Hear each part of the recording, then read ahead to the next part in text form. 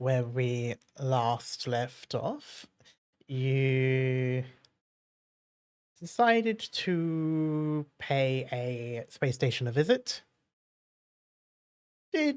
Started to wreck face and you get into the process of reclaiming it for you for behalf of the Rixa Republic. And then things went pear-shaped. Hi. As Sunny, let's just say, starts acting weird. It's probably easier if we just say that. Meanwhile, while all that is happening, the goblins of the Gidderon authorities have their own problems. Is it good? Is it bad? You don't know. It's just different. And you end up with a station that is technically emptied and cleared for you, except it's a little bit wrong, and decide to leave and blow it to hell. Yippee. Ship's haunted. Shit on it. But with that, you then make your way back. Make your way back. As if you went there to begin with. You make your way towards Rua or Redda, which from now on I am just going to refer to as Redda. Thank you. Redda versus Bluer. Yes. It is a frozen moon orbiting one of the furthest planets in the Rua system, Rua Orsetia. It is a large blue gas giant. And as for the frozen moon itself, it is smaller than the average planet and completely covered in a layer of ice with only a few solid ground poking out of that sheet of ice, forming ridges and mountains. That is pretty much about the most you can get while still in space. That's pretty much your standard planetary scan. Besides that, it actually has a stable atmosphere and a functioning planetary core, which means it does have radiation protection.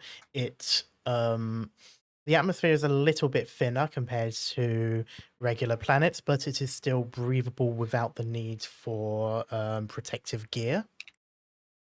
And by the looks of it, based on density and size, gravity is most likely going to be around a third to a fifth of the galactic standard, which is 1G, based on... So that's that like more gravity or less gravity? less. Ooh. So go higher?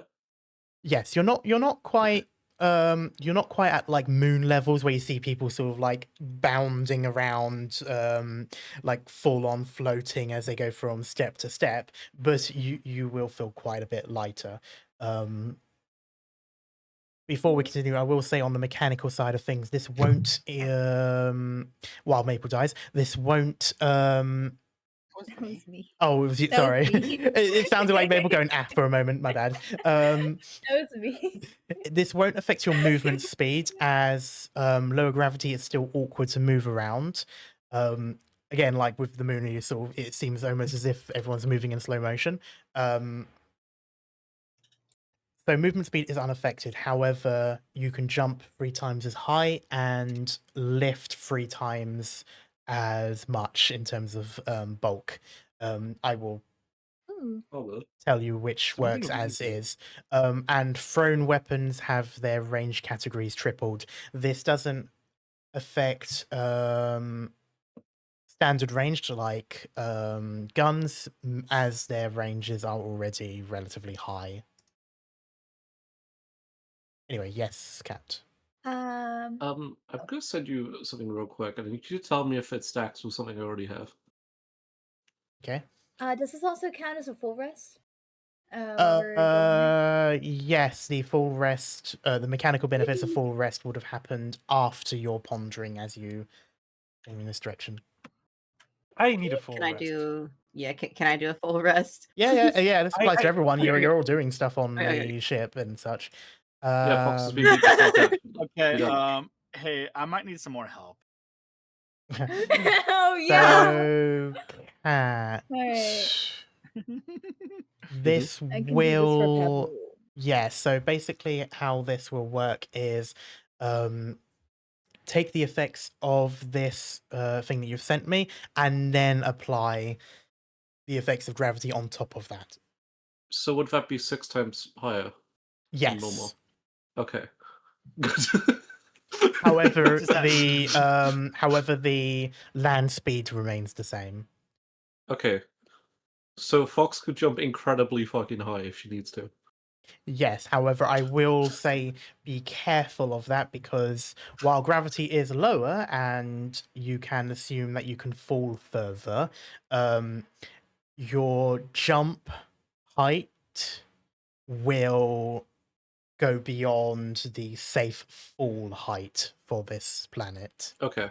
So be careful with that. If you were to go full strength, you could end up breaking your legs on the land.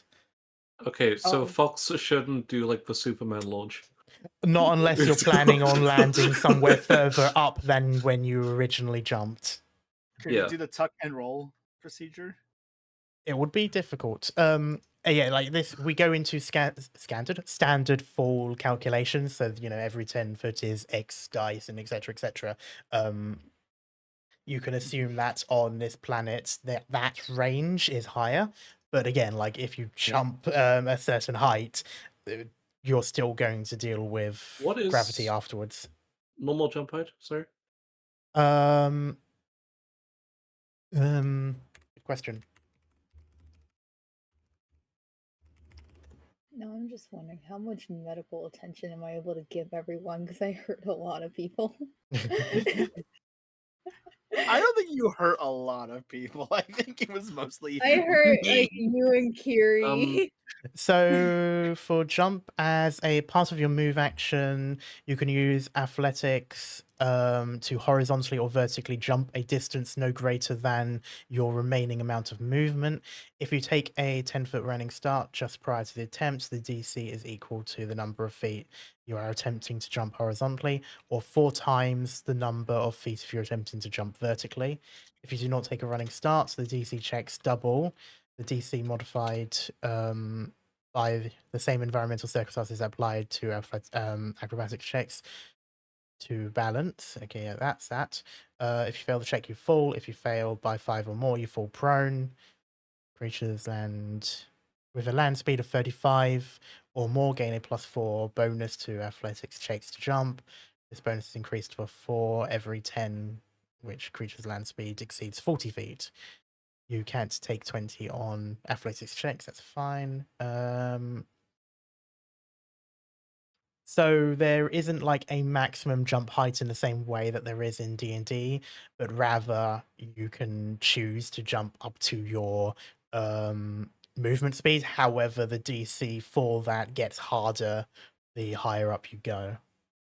Wouldn't it be like 120 for 30 feet if I heard that correctly? So With, like, 30 times okay, so forward? let's assume that you don't take a running start. Oh no, okay, no. Let's say you take a running start because that's actually where the calculation is easiest. So the DC is equal to the number of feet you're attempting to jump horizontally, or if you're just trying to jump straight up, it's 4 times that number. So if you're It's trying to 120. Sorry, I was just going to use an example. If you're going to jump 10 foot forwards, that is a DC 10. If you're trying to jump upwards by 10 feet, that is a DC 40. Yeah. However, as Well, you can technically. Sorry. going back to the gravity, sorry, Gal. Oh, good. As it is 3 times as high, let's just use a number that's divisible by 3. If you're trying to jump upwards, or if you're trying to jump forwards, rather, that's the easiest one. That's a DC 9 normally, but it's 3 times, so it's a DC 3. Yeah. So basically, take your DC, divide it by 3. Okay. Question: Am Well, I for able to up- do a Mystic Cure or two on a Pebble before the full rest? Although I already clicked the full rest button. Do it and then give yourself another full rest. Anyone Alright. else need curing? I was about to say, anyone else who needs healing, call it now. Cure's alright. Curious, fine. I'm fine. Alright. And I will do this for Pebble then. All right, roll your damage. I think it's no surprise that Pebble's the one that needs the healing. Yeah. Oh shit! Yeah. Nice. Hold on, I am almost back to full. Thank you. Well, yeah, and I Kiri think I had a have an little ability bit so that of- way. Kiri I think had a also little I bit of can heal damage, but stamina Pebble, yeah. points. Give so- the healing potion, what? please. I can only listen to one. There's too many voice Americans at in a this time. conversation again, you know, not talk over each other. Sorry. Sorry. What were you saying, Sunny? After Oh, I was just saying, I think since I'm a medic, I'm able to heal stamina points as well if it overflows from the health points. I gotcha. I think that was an ability that I got. I'm at full stamina and just 2 under max HP. And if worse comes to worse, I have 3 healing serums on me. Yeah, I And also a have shit left ton of with the- batteries. Alright, then I will full rest. Sorry. Alright.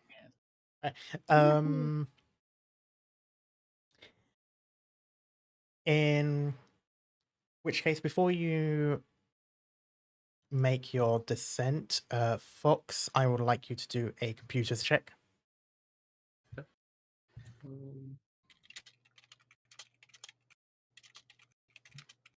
Details. Screening. The information I gave you on the planet is already like available on screen. Oh, yeah. That's sort of like your passive scanners. This is a sort of like an active, just sort of pinging the planet. You're gonna work on your jacket, okay? With 28, you get a decent sort of scan of the surface of the planet that's facing the ship. Mhm. There are 2. You can sort of call them cities. They're not quite as big, but they're pretty much about as close to a city as this planet has, or this moon. I will be using that interchangeably, even though that's technically wrong. Yeah. The first one is Icebreaker City, which is about as close to a capital city as this moon has. And off from Icebreaker City towards like within a mountain range that cresses around the city, there is a starport known as Anchorage Starport. And further north from there is another smaller city called Gemini Colony. And then there are a number of outposts sort of surrounding that, like further out. One of which appears to be registered under the Starfinder Association. Roll credits. The name of the game. The name of the Name game. drop. I guess that's campaign, I guess. But yeah, Wait a that, second, guys. that Sorry. place is known as Farpoint. Be what I'm I pointing know at what something you far are, away. Karma. I know what you are. Okay. I don't. If there is a reference, I've forgotten it already. The Next Generation, Star Trek. Ah. Oh, right, yeah. Encounter at Farpoint. Oops. Oh, good. Nerds. Where are we off then? What I will say is Anchorage is going to be the main how do I describe it? Basically the main it's the main starport for this area. Others may have docking platforms for ships. You're not sure if any of them have landing pads large enough for this ship. In that case, goes over comms, because Fox was probably in her room. And just like, looks like Anchorage is our best option. Sounds good to me. Sounds good. Kiri was just sitting in the bridge, just chilling. Yeah, Kerry probably will be also like sitting like at his position as well, just yeah. I'm gonna be sewing the zippers into the jacket. Okay. Fox is just kind of doing some not like she's not going full difficulty for once. She's just doing some practice punches against the robot, like punch into its hands, kind of thing. Okay. Also, Karma, I'm assuming like the information on the planet is like, able to be accessed by anyone, right? Like Basically, if you mean by anyone on the ship, yes, as long as you have a terminal. And the Kiri's information gonna, in like, look general that I've through- given you is public, so as in like any ship around Okay. here will get this information. What? These are from passive scans. The surface scan was Fox specifically, but again, anyone can do that. Okay. Go on. With that, Kiri's gonna like read the information about the planet, kind of like look at his outfit and be like, well, that's not gonna work. Carver, a quick question. Would be able to use like the space suits as like because they're isolating heat? Would we technically would be able to use a space suit without helmet to like keep us warm? Technically, I mean, you can understand the cold of space. Well, look like a fucking loser. But it don't work. It's worth remembering you've mostly been using your armor as your stuff. Fair. Guardians of the Galaxy style. But yeah, after reading all that, Kiri's gonna like kind of like put the ship in like autopilot and be like, all right, I'm gonna head to my room real quick. I'll be right back. He's gonna Oh, just like go to his room and like scout for anything that could be used to keep him warm when he gets to the planet. Yeah, because that's something we were talking about before you got here. Would anyone have spare clothes? No one has ever told me that they've gone to a clothes store. So no. Okay, so I was right. Yeah, I was right then. Okay. Pebble has He's a just gonna scout, spare see if there's, pair like, of shorts, anything. and that's it. And he uses What I it will say one day. is, Kiri, if you wish, you can make a perception check to see if you can. You're in the crew quarters. You may be someone that previously owned a ship might have left something. Yeah. Before it was stripped for. Yeah, there you Oh, go. Well, I mean, Kiri's gonna the freeze. clothes aren't that valuable. That should be fine. You find a pair of boots that are too small. Even like they would be too small anyway. Like ignoring the fact that it would be difficult for what you have in terms of physical qualities. Even then, these are like for like a small woman. These are small boots. You're not going to have any use of those. Hey, Renee He just can kind have of them. picked them up and then like he just like looked at them for a second, just groaned. He's like, "Ugh, shit." Could I? Like as Kiri's complaining, Fox walks out in like full like winter gear.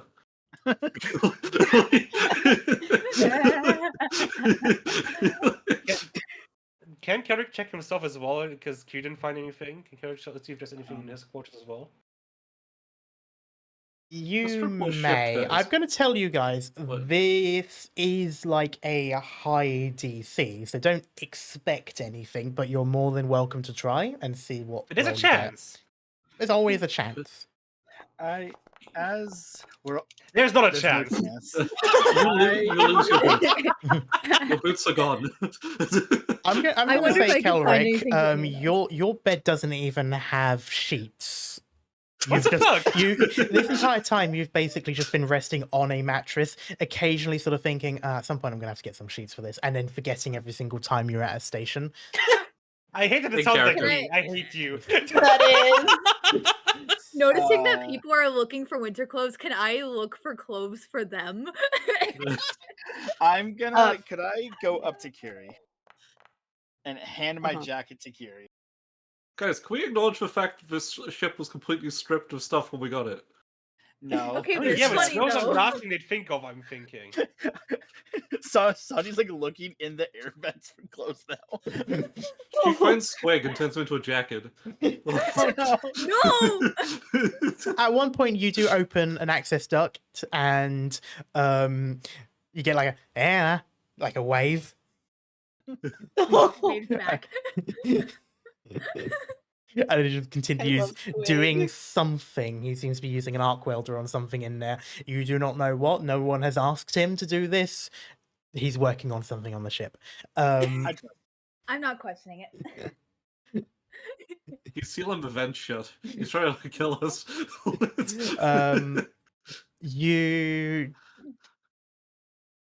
You find a single like engineer's glove, like one of those thicker type gloves. Just What's this, one, not a Billy from pair, Mice and just a Men? single one. Brings it over to Kiri. Will this work? At this point, my current gloves would keep me warmer than these ones, but I appreciate the effort. Fox just I makes eye couldn't contact find with it. Then, Fury. then like she just goes to the next person, and the next person, whoever's gonna take it, gonna offer to each of you. Fox just makes I eye can take contact with Curie, holds up her hand and forms a glove around it, and just flips him off, and then walks away. What the fuck?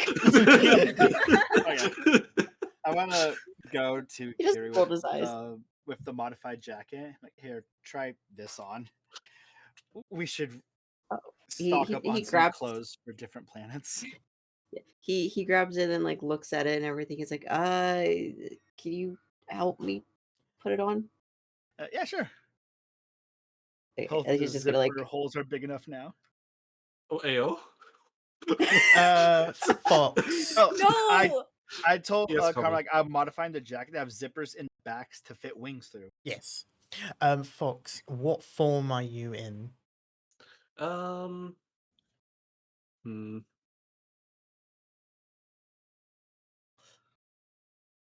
Let's go Renee to be safe. Okay. So yeah, So more. you're in the Goth Quella Deville outfit then, which makes the Yes. flipping off even better. Yeah. Yes. I'm gonna. But Kiri's help, just trying to like grab it. Well, he's trying to like grab his wings to the best of his ability and try to like put them through the jacket. I know that's He's- not a but, face for name with Fox yet, but Renee can get more done in terms of talking to people. So. Okay. I'm gonna help Yeah. Kiri into this jacket. He like he's like, just Yeah. be careful Your home with is- my left wing. Just be careful with it. Okay. Should be as careful as I can. Make a small talk like. Is there a desert sleight of hand check? Does that exist in this? Yes, it does. Do it. Oh no! Oh no. Oh, I'm sorry. I'm sorry. I'm sorry. Snaps off a wing. No! Well, it's not a 1. Snaps off half a wing. So Kiri, Mhm. this boy has never handled a wing in his life. Off a chicken wing. Not even Probably that. not even that, no. Like, you're trying your best to make it easier for him, just so it would stop fucking aching every now and then. Sorry. And it sorry, takes sorry. longer than either of you have any right to make it, but eventually you're able to have the jacket on. It's like how a toddler put on their coat, and somehow it seems like the sleeve is just completely blocked. Like they're trying to put their arm I through. also wanted to say, if I remember correctly, Kiri's taller than Pebble, right? Yes. 5'7", 5'8", I'm pretty sure. Oh, wait, how tall is Pebble? He's your wait. character. You never give me a height, so I thought you did. You gave me a height because you were same height. Like all of the characters were the same height. It was Oh, Bar, I me, made and a Sonny. height chart a Okay. while Oh, ago. 5'8", you put it Sorry. in your character sheet. Yeah, 5'8". You guys are the same height. He's 5'8". Okay, so you're actually, it's not fine. It's fine then. I was going to say it would be jacket will feel tight on you. But no, it's actually one of the very few occasions where everything actually fits everyone. We were making fun He's of kind of- like the others because Okay. all the guys are 5'8", and then Fox and And then Sunny are taller. Fox and Sunny are tall. Yeah. After he got the jack on, he just kind of like rubbed his left shoulder a little bit, like thanks. Sorry. I mean, technically, wouldn't Fox be like on like her toes technically because of like being a fox? Yeah, but she can't go flat-foot. I mean, yeah, but if you're on her toes, you'd be just as tall, pretty much similar. So you're cheating. That's like saying if you cut off your feet, you'd be the same height. You're cheating. I can't believe Fox is cheating with her height. SMH. I can't believe it. Doesn't Kiri do the same thing? That doesn't matter. Technically, yes. I mean, Wait, how tall is Renee? Gary, Oh, Gary God. kind of. Renee is, I think I said 5'4" or 5, something like that. Damn, all of y'all are short. Hey, nobody's as short as Renee. Renee is short. We're normal. Fox made Renee intentionally short so people would be more likely to want to protect her. I can tell you, Carrick would not want to. Thankfully, you're not the target audience. Sunny. Yeah? Next time we're at a station or a town, like, could you remind us to look for some clothes we can wear on different planets? Of course. Should probably Updates get some Google gear Calendar together. events. Yeah. Exactly what I was thinking. Fox walks around the corner sipping a hot chocolate. Where'd you get that? I'm on some. Flips him off, walks away. Oh my god. Gary Sunny just shook his quickly head looked and at then went back to the bridge. You just ignore her. She's just being herself. Sadly, like always. By the time you get back to the bridge, the ship begins to rattle a little bit as you approach the moon's gravity. While it is weaker, which means you get a bit closer before you feel the effects, you start to feel the point in which the moon is pulling the ship towards it. Of course, the ship's powered and it's moving on its own, so that's not going to be a problem. It's basically that sort of point where you feel the air resistance and it becomes a little bit more like the planes of old. Ooh. And do you Is still that have a it on dimension? autopilot at this point? No, at this point he's kicked it back into like him flying it. Okay, so for a little while you can pretty much guide it in, or glide it in rather, as you bleed off speed and get into more of an atmosphere-based flight. And at this point, I will move us on to. Why is it black? I specifically said token vision off. There we go. Ooh. Woo! Well. Karma. Yes. Karma shakes Ooh. hand. Shakes hand. Hmm. Is this incarnate? Ooh. Is this incarnate? Yes, So we're going here. it is what I use for Comparison. most of our map stuff. Shakes hand. This looks so good. I Yeah. like this. I did it literally in the time that we were getting ready for this. But yeah, Renee's gonna hide her revolver in her thigh. Yeah, okay. So Kiri's shorts are usually like rolled up. He's gonna kind of like unroll them to give a little bit more protection for his legs. Like showing a bit of ankle, like just. So you're sort of coming in from west. So you're sort of coming in this direction. Oh, never mind. Inside being steel. Sorry. I agree. We should do that. And you do start as you're coming through, like you're scanning your sort of surface map, because at this point you still go away from radar and it does become more of a holographic map. You do get pings. These are public and registered locations. So besides the two cities that I mentioned and the starport, the outposts that were mentioned before, you now get more information. You have Hutton Heavy Industries, which is a sort of a manufacturing plant. It is technically a colony in its own sense. So most of these, except Farpoint, have a living area, and so this place seems to make heavy machinery and such for mining and terrain traversal, stuff like that. You have Koganulsan, which is a mining outpost. And similarly, Dwayfield Mine number 261 is also a mining outpost.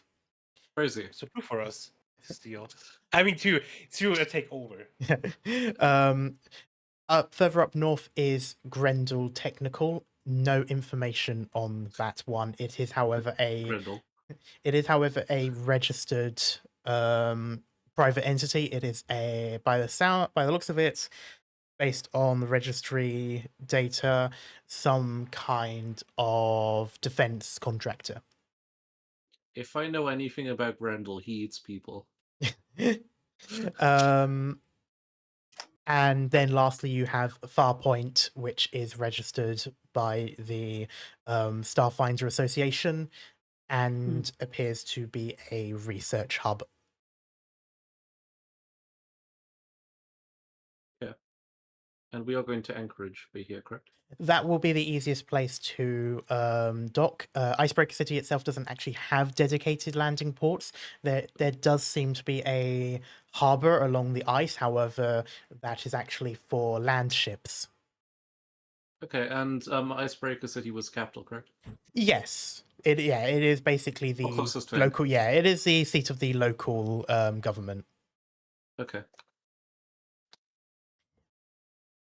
But yeah, you can pretty much fly over. The skies so far still seem to be under Marixa control. That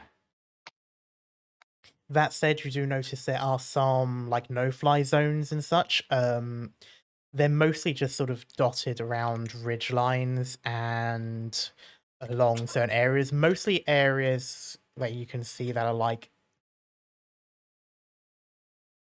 out further away and empty compared to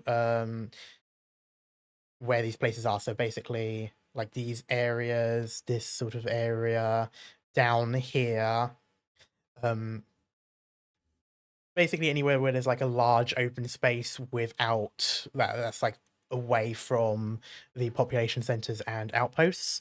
These have now been labeled as no-fly zones and essentially contested airspace. Okay. So while there doesn't seem to be a presence of anything like flying in terms of hostile, Marixa at this point cannot guarantee that you can fly in this area and not have the risk of getting shot down by something is basically the thing. So it's fly with caution, best to avoid unless you have a reason to go there. These warnings are mostly for civilian traffic. Mm-hmm. But heading to Anchorage Station, I would like for you, Kiri, to make a piloting check. Yep, there it is. I was waiting for Crashes it. directly into the city.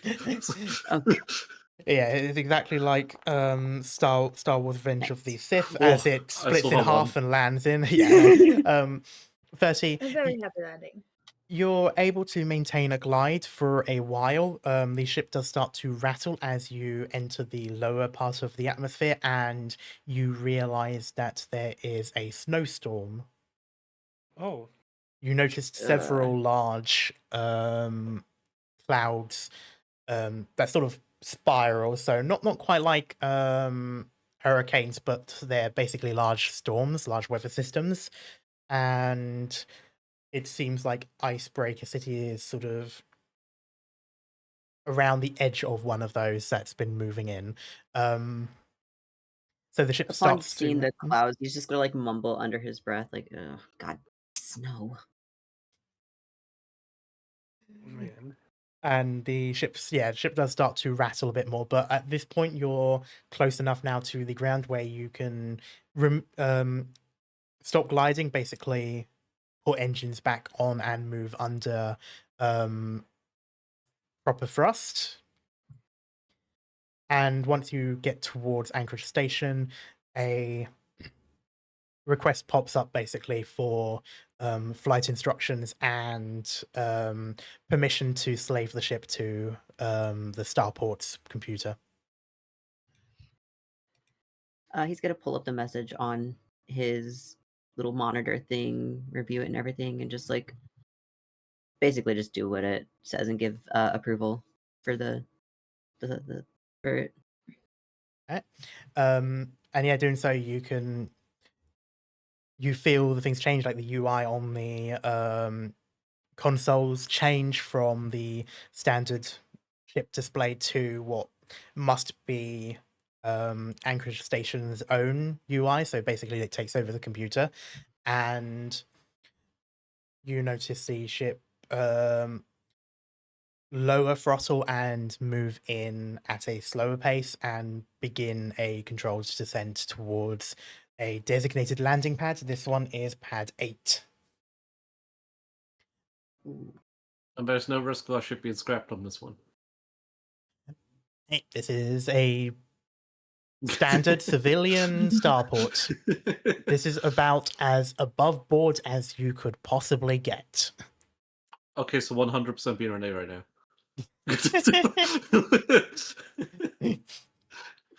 Ooh. Ooh. Is that the Solak pit? Sure. I know what that is. This is not that pit, but this is cool. This is as shit. not. Why is there 2 red dots? Oh, that's lights. Those are I lights, can yes. swim They with are it. landing lights. Or not landing lights, but rather height-based lights. Yeah. Yeah, I was too far south to not to see like the rod below them. I Yeah. did not see that. Hey, I want you to know I cannot see those lights very well. Oh Me no, neither. Maple. That's why you're not Oh the pilot. no.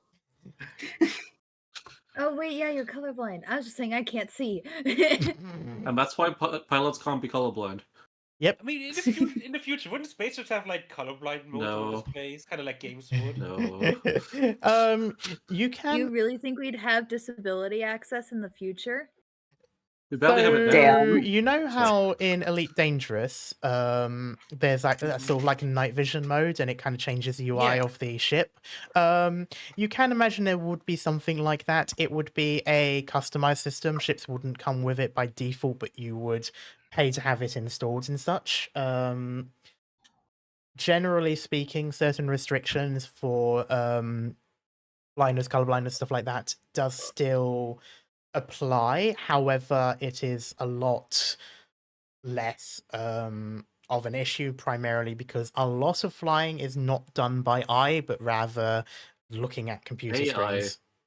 And there's also that. But even then, like manual landing, a lot of the time you're not using the view screens. You can absolutely do that, and there's more than enough reason to. But a lot of the time you're looking at the radars, you're looking at the things like that. And again, kind of like with Elite Dangerous, when you get close to landing and that little thing pops up on the screen with the holographic image of your ship and the sort of like the point that you have to reach and move down to land on the thing.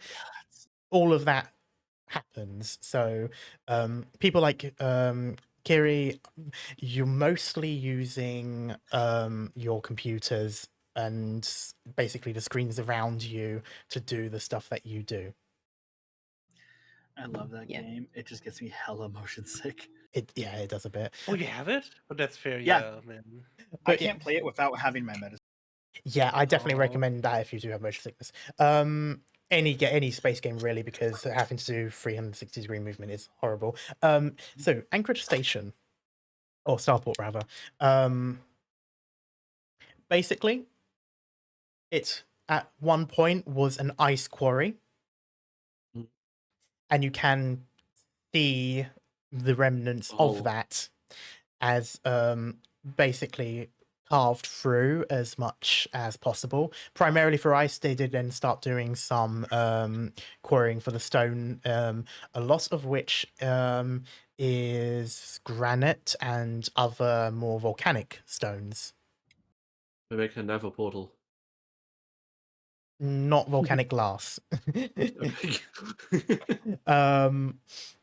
But yeah, so what used to be mining facilities, they have now been repurposed into some living accommodation. However, it's mostly more in the form of like temporary accommodation, kind of like how airports sometimes have hotels attached to them. And the rest of it is like your standard starport terminal, basically, the building you go for, and you'd wait for a ship, or when you're landing and you come off and such. Of course, in your case, you've got a private ship, so you have your own designated landing pad that will be yours for the time being. I would like to check for a moment what your bank account is. Let me see. Inventory Man, we gotta pay to park. 9,200. Okay.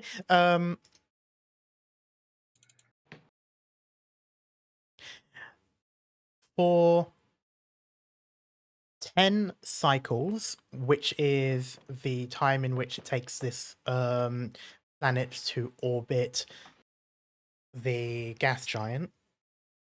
Would that be a long Because time because we're far out, right? the gas giant. Oh, okay. Not a year, this is a cycle, so a day. This Oh. moon, while it does spin, it is always being blocked by the gas giant, so it is almost always nighttime. That's fucked up. So with some light that comes through, you can actually see where there is light and such. However, again, like, sky is mostly black most of the time. Only a bit of light that sort of bends around the gas giant gets to this station. It ends up being a little bit more like a bright moonlight instead of sunlight. So the way they do cycles is based on how this moon orbits the gas giant. So that's your day. Consider that your day. 10 days, 10 cycles. For this starport, that will be 500 credits. Oh, okay.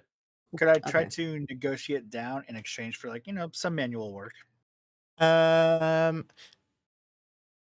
Generally speaking, this is on the ship's computer screen. This is still part of, or rather, the We're paying for parking. starports. Yeah, you're paying for parking. It is. You're basically looking at a parking meter that has essentially taken control of the ship's computer. So you're looking at the spaceport's computer through the ship's console.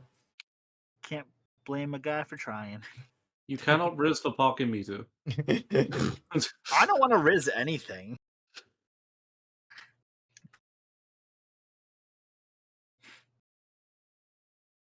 But yeah. So someone can remove that if they haven't already. Oh, how much? 500. 500. 500. Okay, cool. That's an expensive parking spot. Damn. For 10 days. For 10 I mean, days. yeah. And it is a ship. Yeah. You're not parking your random Chevy. This is a large. Well, I mean, it's technically a medium-sized transport, but it's in terms of It's pretty big. terrestrial vehicles, it is large. How many landing Cool. pads are there roughly, Karma? Updated. Nice. So what you see is 1, 2, 3, 4. However, what they do is they lower down and move, and then open up again. So basically, what happens is this ship will then move down underground, and there will be a spot in there. Okay, so it's like a multi-story car park, but like with Kind of, yeah. elevators. Yeah, basically, yeah. The elevator system that moves down and moves It's like a sideways. Funko Pop shelf.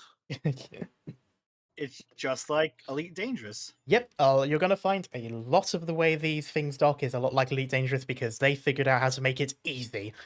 Hell yeah. I'm trying to understand in a way which isn't sci-fi, so just gonna imagine like a Funko Pop shelf. Yeah, Just all the Funko Pop ships on it. shelf, and again, yeah, like a multi-story car Multi-story. park, and especially Yeah. one of those that has car elevators. It is a lot like those. Imagine a reverse like vending machine. It has like the arm goes up to grab the drink and brings it down.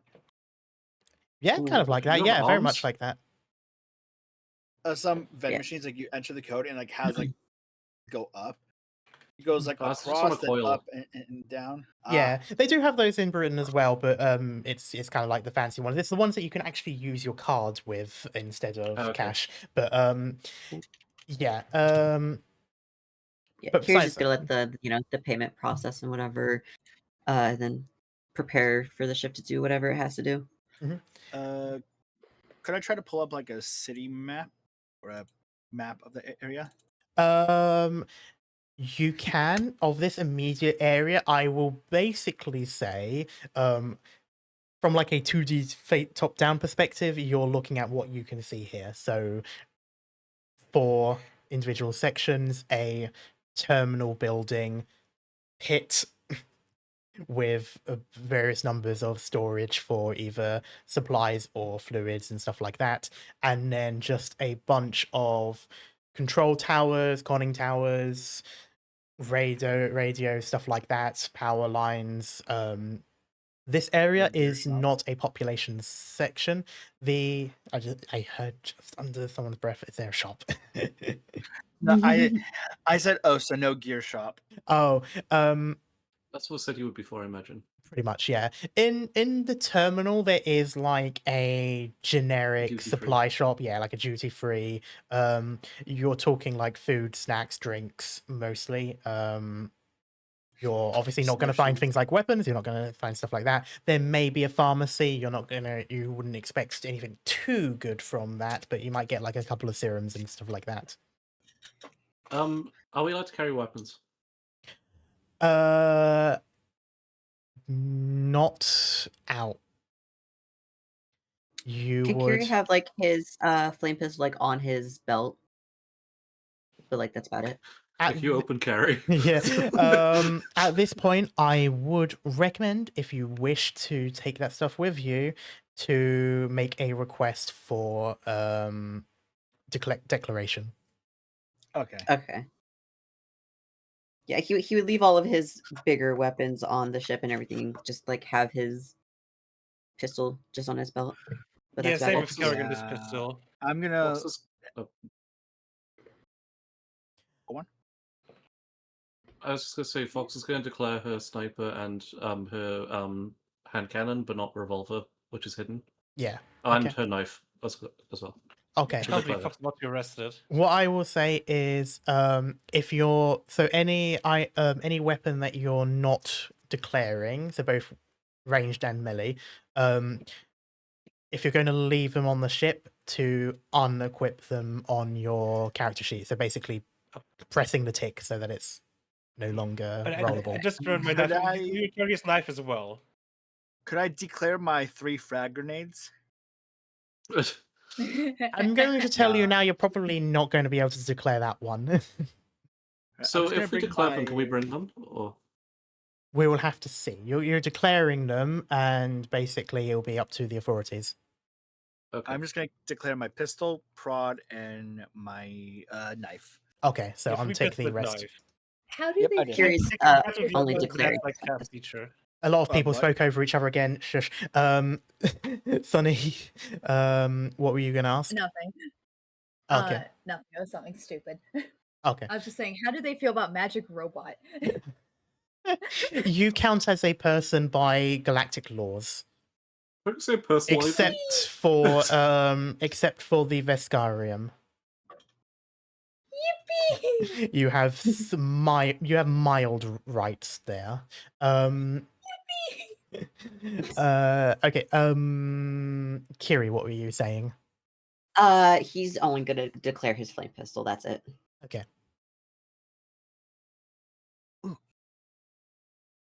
Could I stop by the kind of the store area you spoke of? See if they have fuel. You can. What I will say is, so first, so you've made the request for declaration. So basically, you're going to have to go through. You're going through customs. Basically, you're crossing a border. This is the usual stuff. Yes, we are doing bureaucracy. Welcome to Yes, sir. Starfinder. Sorry, can I just confirm? If we're declaring weapons, should we unequip them? Was it always the ones we're not declaring? Not declaring. Stuff you're keeping on the ship. You're not going to have them on you. Okay. So if I'm declaring sniper, when would I know if I can bring that? When I tell you. Okay. Sorry. It's all right. We've just been having a lot of back and forth questions, and we haven't actually just gotten confused. to I'm customs. sorry. And basically, crossing border into the city. Well, not into the city, into the spaceport. You do have your IDs checked. Renee, you are Renee. Yeah. And while you don't have the previous, the previous sort of backstory for Renee that you had originally for Gauntlgrim, Mm-hmm. There does seem to be a curious addition. You are listed as a weapons contractor for Horizon Shipyard.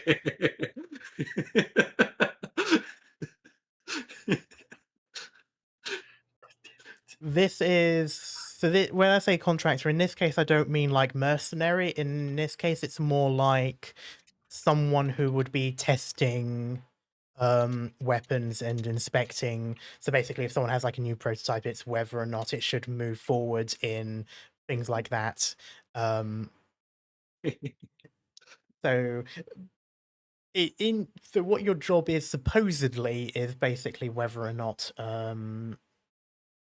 a weapon can go through into the next stage of its process and then be adopted by a government or a corporate entity and stuff like that. So it's not as glamorous, but it gives you a in, and that seems to be courtesy of the head of Horizon Shipyards, Drive Yards. Gonna have to thank Geran for that one. But in addition to that, for Fox and everyone else, you are, of course, registered as your under your new company name. Yahoo! Oh, right. Yippee! Which I believe is Kinetic Shift. That is what the KS stands for, if I remember correctly, right?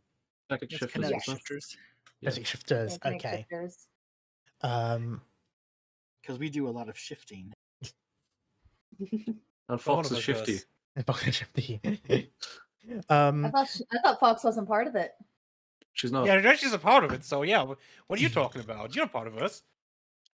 You're part of the company. I would say my character for one. I wasn't talking in third person, be like, Fox is shifty, Ubu, finger pokes. Hey, is a weapons contractor. Ooh, small bean is a war criminal. So basically, it's worth noting that as while this is essentially a small independent company as far as everything is concerned, and a startup, so it doesn't have any official sort of background as to what it actually is, you are also, for all intents and purposes, a board of directors. Oh, While that doesn't Fox is exactly definitely bring board of you much directors. in the way of like respect at the moment, as I said, you're a small startup. This basically gives you a lot of credibility, and you get through without any sort of real question on things. It's funny, you get the occasional stare, Mainly from Fox. but again, most of the details, all the details are valid and such. They're just not as used to it.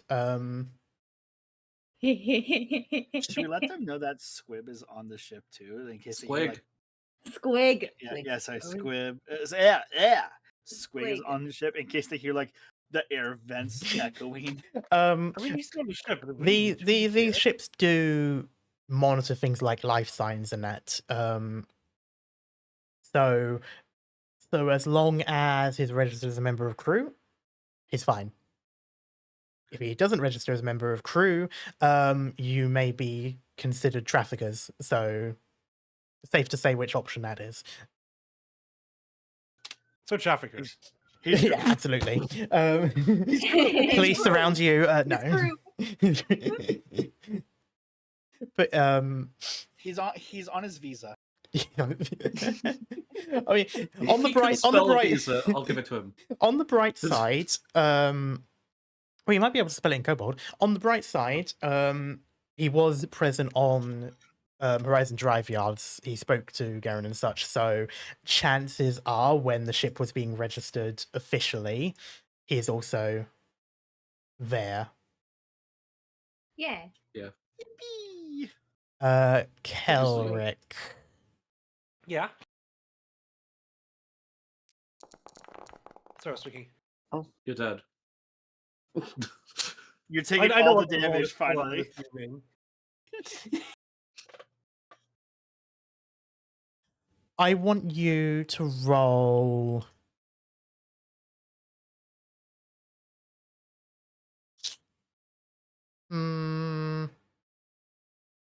Kelrick's about to turn into a I Electronic. can't say what this roll is for. I'm assuming I know what it's for, but I can't say it.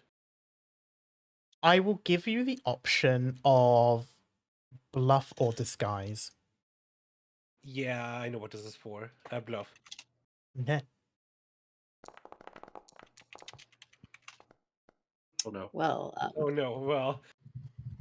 It's like, I'm not who you're looking for. This is not the elf you're looking for.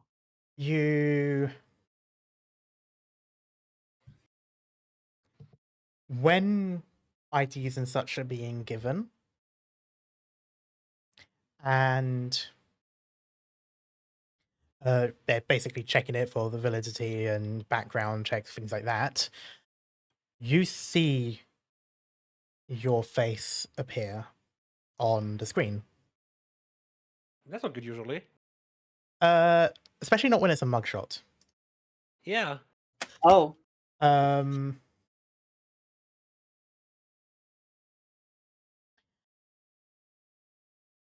he looks back and forth, looks at the information.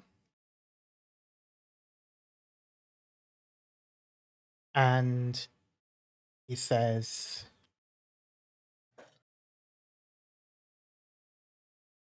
and how did you wind up at Horizon Drive Yards? So you've heard what happened at Gauntlegram? I have. We were one of the few survivors, and we saved literally everyone who survived.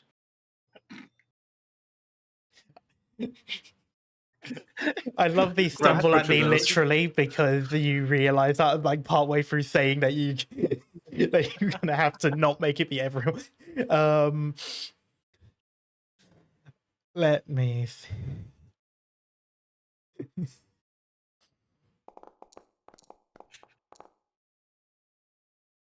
Yeah.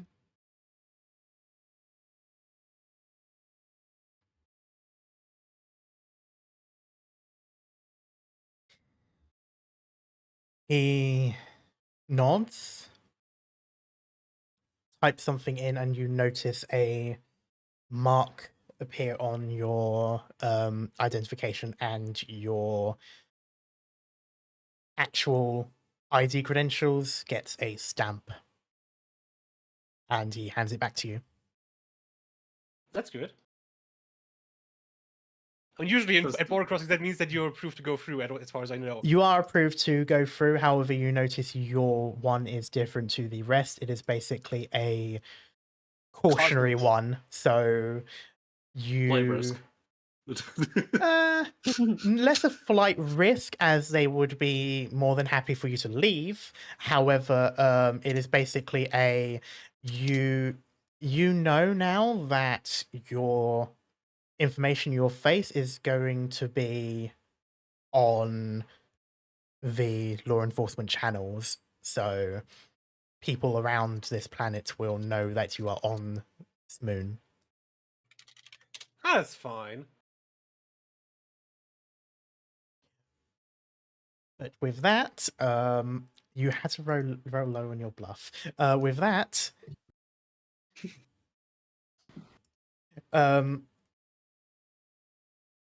if Foxes he would recognize what happened. Give me a perception to see if you were paying attention, because bear in mind you're doing this one by one, so you're not like all huddled around each other seeing it. No. Okay. Oh, that was cocked on my screen, so I could not tell if that was 3 or 17. But Yeah. I'm going last. Could I see it?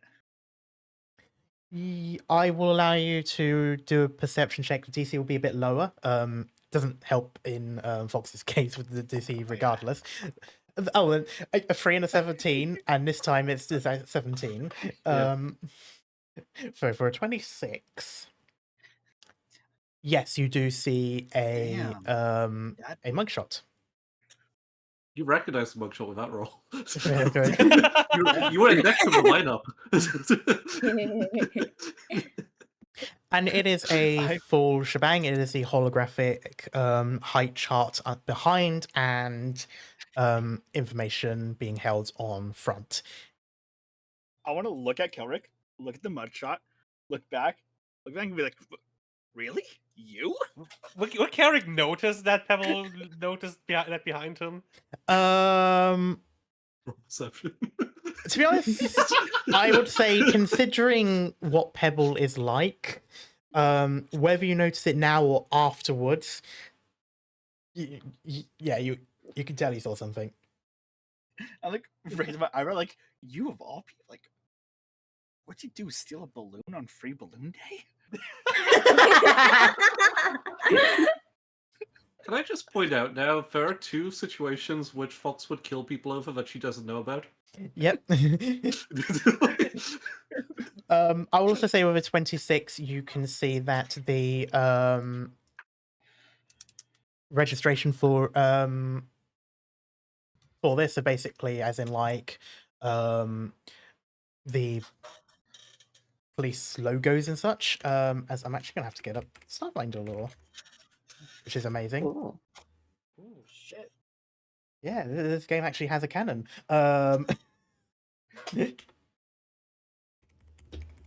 Does it have the rest of the ship? No, it's an orbital cannon. Fuck.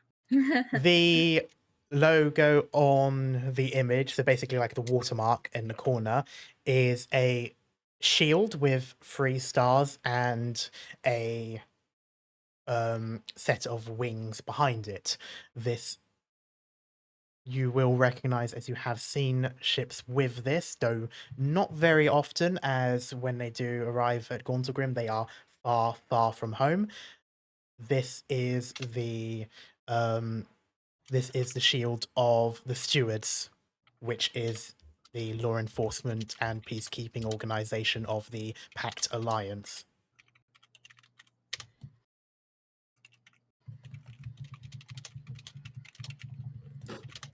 Aggressive typing intensifies. Sorry. Is it that loud?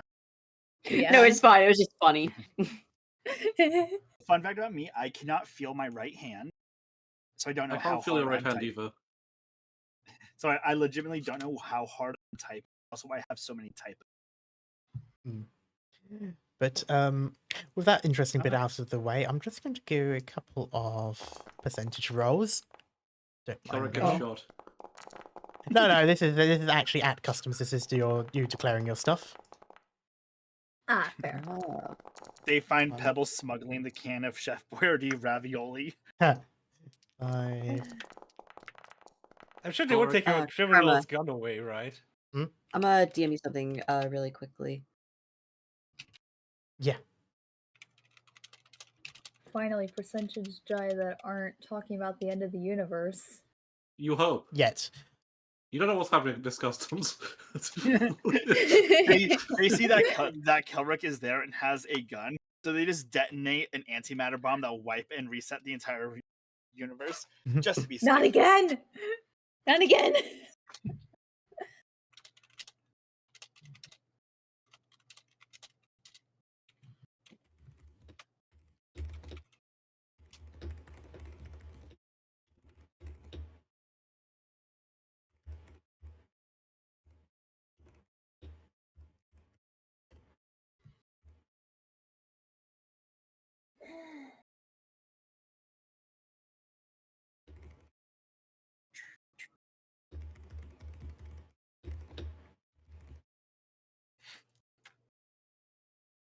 Okay. Oh shoot, my internet just went out. When you said that, his like mugshot came out, and then he got the extra stamp. I just thought of Les Miserables, just no work for you here. When they see his parole papers, The angry version of No Room to Be In. hey, going off your comment in DMs, Cat, you don't want to actively kill Kelric. You don't know he's the one yet. Yet. One of these percentages was 4%. Kelric. Yeah. Of course. Yeah, it's going to apply to you for this one because it would make the most sense. Sorry, mhm. Anna's internet's gone. Okay. I will still continue for this bit though. Okay, sorry. You are allowed to take your pistol. Yay. You cannot have it holstered or brandished. So you have to have it stored away on you somewhere that you can't just pull Concealed, out. basically. Not even just conceal, because conceal you can still carry, you can still pull it out. So basically, they are giving you a lockbox. That works. It can still be unlocked if it's needed in the end, technically. Basically, yes. However, for the purpose of this, I will like you to unequip the pistol. However, unlike the other ones which are unequipped, this one you can re-equip. However, it will take an action to do so if you find yourself needing to do it with an encounter already started. That's fair, that's fair. Pull with a box. Oh shit! Does Karai gotta be scanned? Karai is being declared. Okay. Unfortunately, does not have the same rights that Sonny does. Yeah, he has the pistol. Does he need to unequip it? No, because in Kelleric's case, it's technically considered probation. In your case, you can have it holstered, not brandished. So basically, you can keep it on your person, secured. So that is, you're pretty much fine in that regard.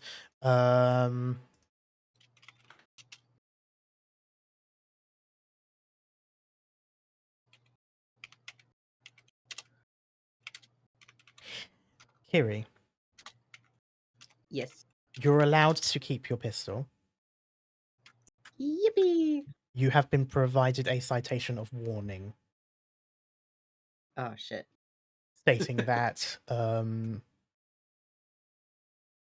unauthorized use of this in public space, well, not public space, but basically in a population center. So if you're not using it in the wilderness, and you're just using it somewhere where there are people and you're caught, this will come with a prison sentence. That would suck. Lovely. You notice you are the only one that has this. Kelric sort of has one, which comes with the whole like the lockbox thing, basically, but it's slightly different. Yours is a warning. His is a, basically it's already being done as a punishment. He has to have it kept away until absolutely necessary. In your case, you got it there, but you're being warned about having it. Just a question. Kind of mutter like under his breath, like, damn. Just a question, Karma. Mhm. Would they know if he would open a lockbox when he needs it? Like, is there like some sort of mechanism that will alert them? No. So this is more so a case of if you're caught using it, they know that you were provided this lockbox. So that will up your charge, basically. However, if it wasn't necessary. Yeah.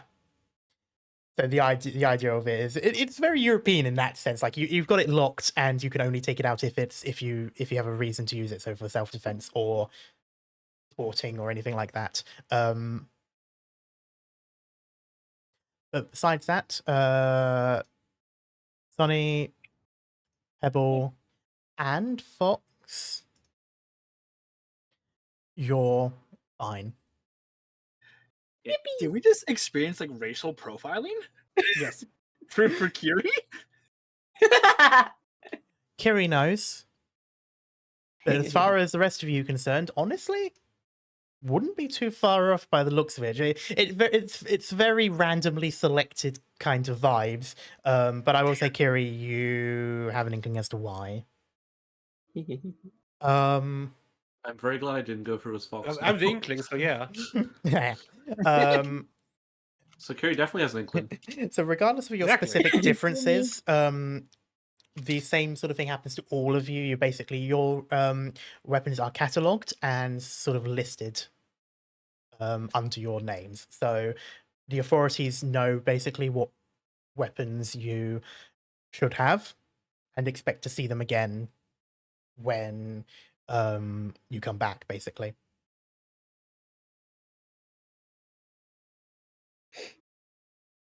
I hope nobody smuggled in a revolver. Where would you have smuggled that in? Resin pocket, said in the same Captain- tone as Chicken Jockey. Oh no! I am placing blocks and shit because Hamilton's in Minecraft. No, but Fox has a spell Mhm. where she can hide weapons inside her body. Yep. There's Only many small jokes weapons. there. There's many jokes there. It's hidden inside her thigh currently. And yeah, no, it doesn't work for larger weapons like sniper rifles, which is unfortunate because it means you cannot make Yeah. stick up the ass jokes. I don't think you want to stick a weapon up your ass. I don't think that's considered safe. Yeah, no. Some people like to live dangerously. Anyways, Yeah. Kurt Cobain, for example. Oh my god. That was a bit... unfortunately, that was more of a case of gag reflex too bad, couldn't swallow. Why? What I will say, while Maple dies for real this time, you are now actually in the starport. If you wish, you can use the facilities as such as the shops, and there's also things like kind of like the tourists, you are here sort of thing, and it's basically information boards that you can search up stuff about the planet and things. And then beyond that, there's also shuttles, which will take you to the main city, not far from here. Just like a very small thing to add. As soon as they got off the ship and everything, and they're like the second they were hit with cold air, all of Curie's feathers just puffed up. He's like, "Ooh, cold. Don't like this." 0 out of 10. Would not recommend. Are you gonna be fine, Curie? You gonna be okay? Just like wave. Just say, "I'll be fine." It's just cold. I'm sure you can pick up some clothes sometime soon. Don't worry about it. Yeah, we have a Reminder, Google search for Calendar. clothes. All right. Can you remind us at every city we go to until we actually do it? If then. Yeah, then. Yeah. Sorry, let me clarify. Cities, Sonny, not like spaceports. Cities. Hey, Sonny, can you do me a favor? Yes. Can you count all the snowflakes? 1, No. 2, Oh no. 4, 5. I want to go to the store to find like a hot and as like a Kelrick, A hot what? a hot drink. You were cutting out. Oh a little yeah, bit. yeah. You were cutting out Yeah. actually, surprisingly. What So- about Curie? You said something about Curie getting into that at the last part. Sorry. Drink. Oh, he wants to I'm come at- with him. Yeah. Or- Want to come get a hot Yeah. drink? Sure, why not? Yeah, that sounds good. I think I could use a hot drink right now. It's way too cold. Speaking of cold, I would like to point out that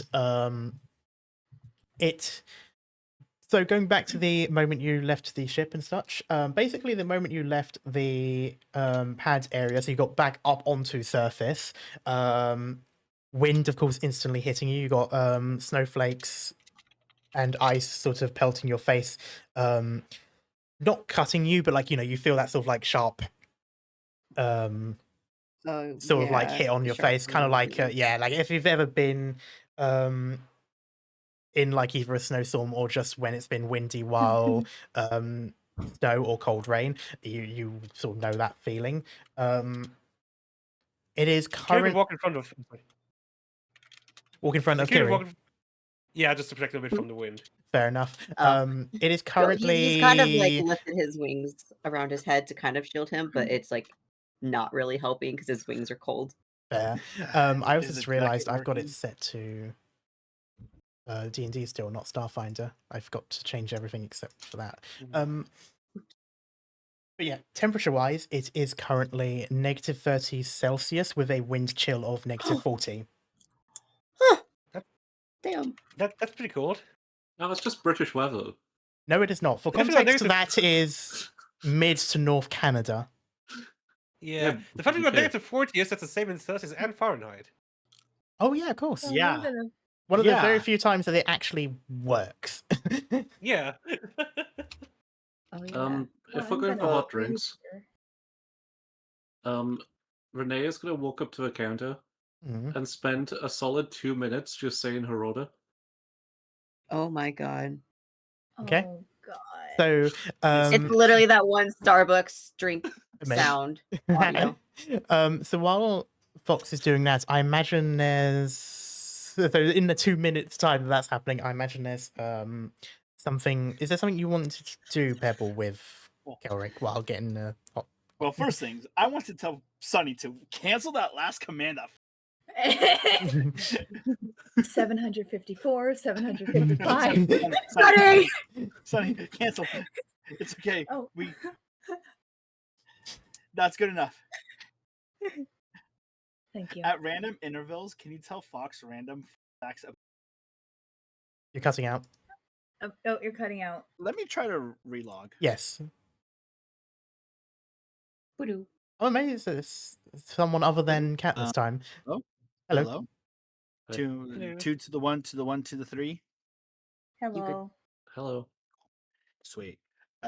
So wanna tell Sunny to cancel that last order that Fox gave, and said then tell Sunny to tell Fox random fun facts about sand at just random intervals.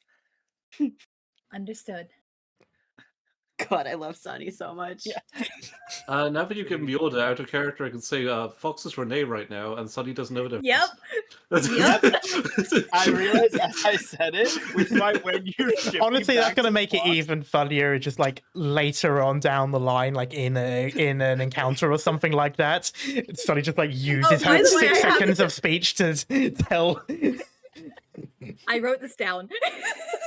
Oh god. Nine sessions later is when this command activates. Yeah. I can't wait. That's gonna be amazing. I'm just getting like a simple, like, hot coffee, cream and sugar. I don't know why this reminds me. I have this chatter that comes up on almost every stream and just pops a random rice fact. Oh yeah, we have that. Yeah, Yes! we all have them, and it is fully Cal's fault. I got that from Corey. Oh really? Nice.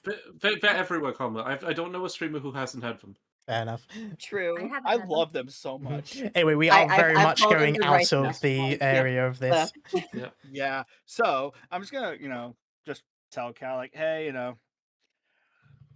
we should probably be on our best behavior when we're here, not get ourselves into trouble.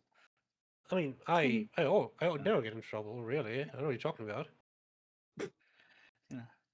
Look at the lockbox he has. If we get into some dire shit, the arc pistol on Kurai is quick release, easy to take off. I mean, fair, but I can handle this thing as well. I mean, I can open it up. It's just gonna take like a few seconds. All right. Don't worry too much about me. We'll be fine. Yeah. Just You didn't notice anything back there, did you? Anything specific? Because you were looking nothing that's kind of. nothing that's any of my business. As Okay. long as you don't make it my business. We're planning to. Don't worry. We'll be fine. As long as that one doesn't find out as he points at Renee, it's all good. Yeah. I'm gonna hand him the hot drink, whatever he ordered, coffee or whatnot. You just probably order a coffee with some milk and nothing special. I'm gonna then just have Karai just hook onto my back. Okay. Spend a little bit longer readjusting him. I hate carrying this thing. He's gonna come with him as well and just sit down with him, I guess, or go with him at least. It feels weird not having my jacket on.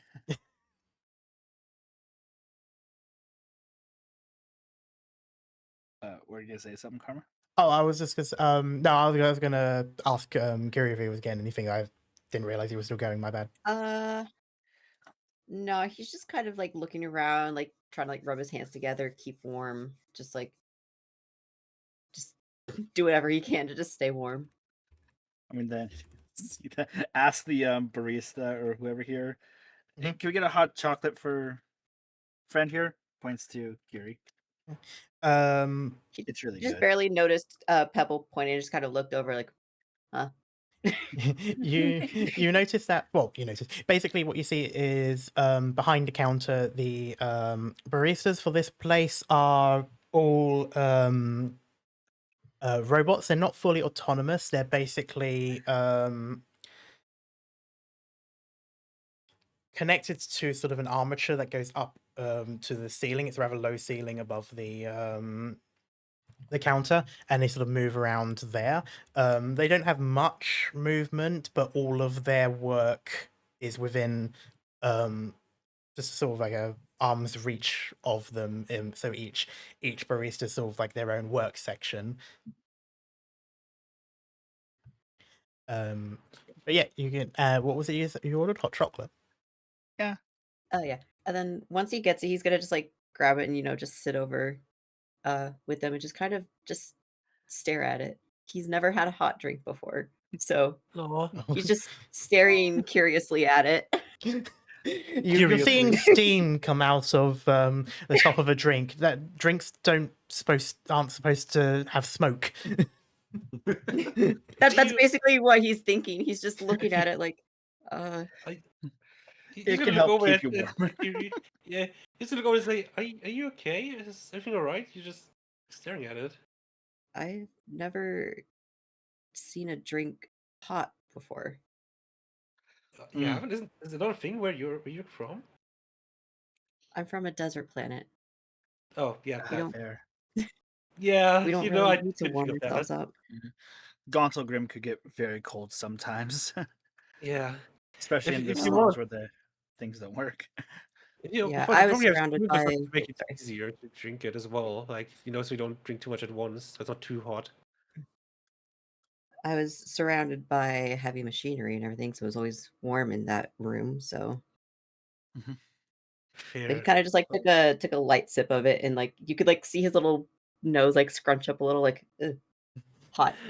But best wait a few seconds or a minute or so before you drink that, just to make sure you don't burn yourself.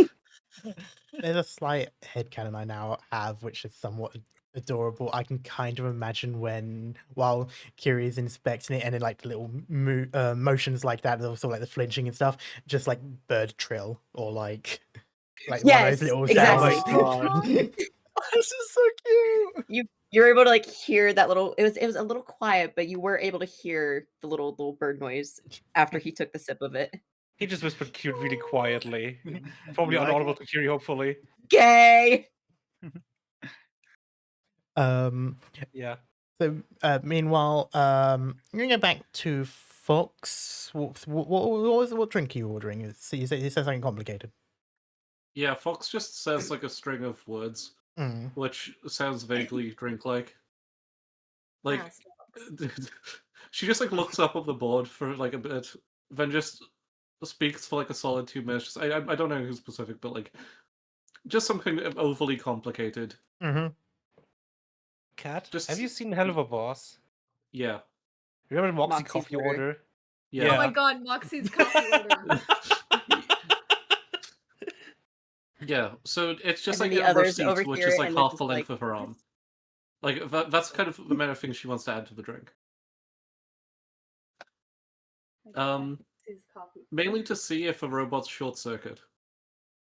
That's Oh. mean! No! Why? So basically, well, I would say that as this is a machine made for this job, it does seem to follow along.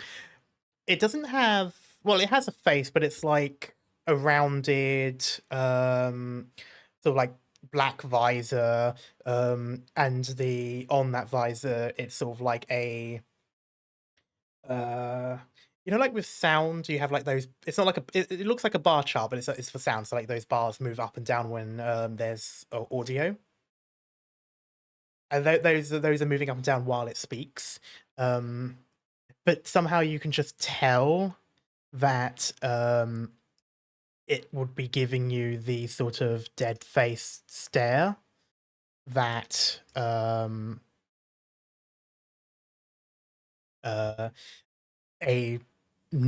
like normal humanoid barista would give you, like hidden under a smile.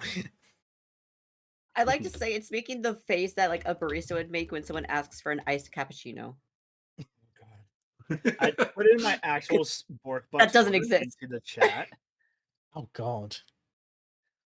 I've had people ask me, "Can I get an iced cappuccino?" And I'm just like, that doesn't technically exist. Doesn't it? No, No, it's cappuccinos are very hot. fluffy. Cappuccinos are very fluffy steamed milk. It's mostly foam. You can't do that if the milk is cold because you can only get it by Oh. steaming. See, that's why I don't know much about coffee. You're gonna be the coffee expert here, Kia. I'm sorry. Tee. I think Renee is gonna cause this robot who doesn't know emotions to feel murderous rage. it becomes Probably. hostile like Sunny did. Yeah. Oh God. Look at all y'all enjoying your drinks. Yeah. Kiwi is kind of not completely enjoying it. He doesn't know how to feel about it. Yeah. So Fox. Sunny's standing next to the table watching y'all. Fox, eventually there's sort of like a brief pause. You can sort of tell that it's the computer, like it's not struggling, but it's basically like there's that slight delay while it continues to list things off after you've said stuff, and then it processes it, and then the machine nods its head and it's like, right away, ma'am, wait outside, wait beside the counter, and just calls leave it over the next counter. person.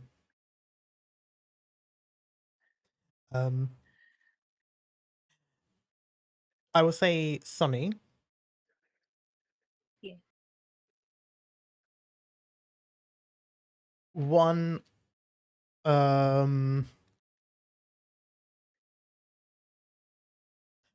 of the robotic baristas does a little look over, tilts head, and originally speaks in a binary. And I believe you do. Wait, can I check your languages real quick? I don't know what languages I speak. I think I just picked random ones. You picked random ones. You do not have it. Really?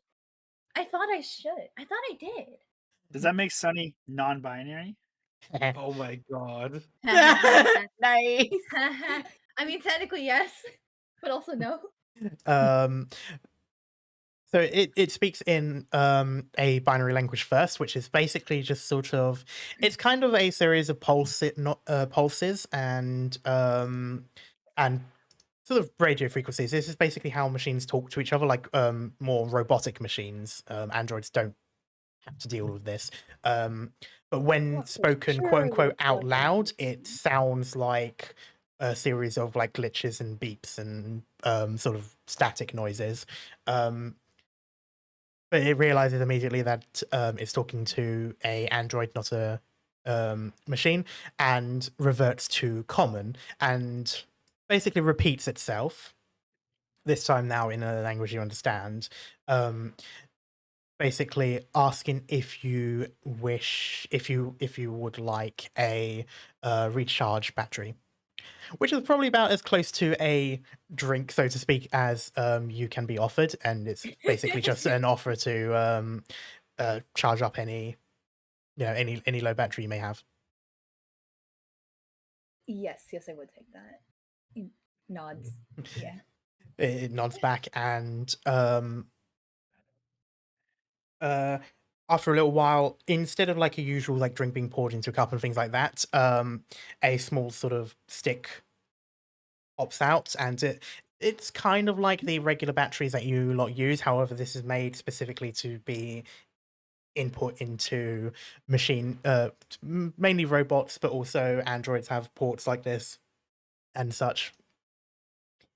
Yeah. You would be able to kind of I like put it into your thigh, almost like an injection would be, but in this case, sorry. Yeah, I was about to say she has like little bracers like on the top of her arms or her or her thighs, which is where ports and stuff would be. Mhm.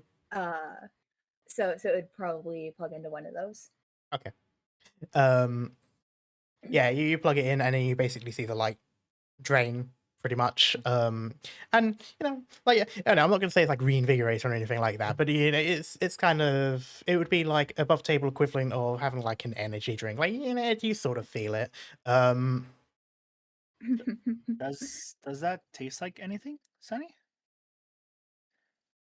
Like, do you have a?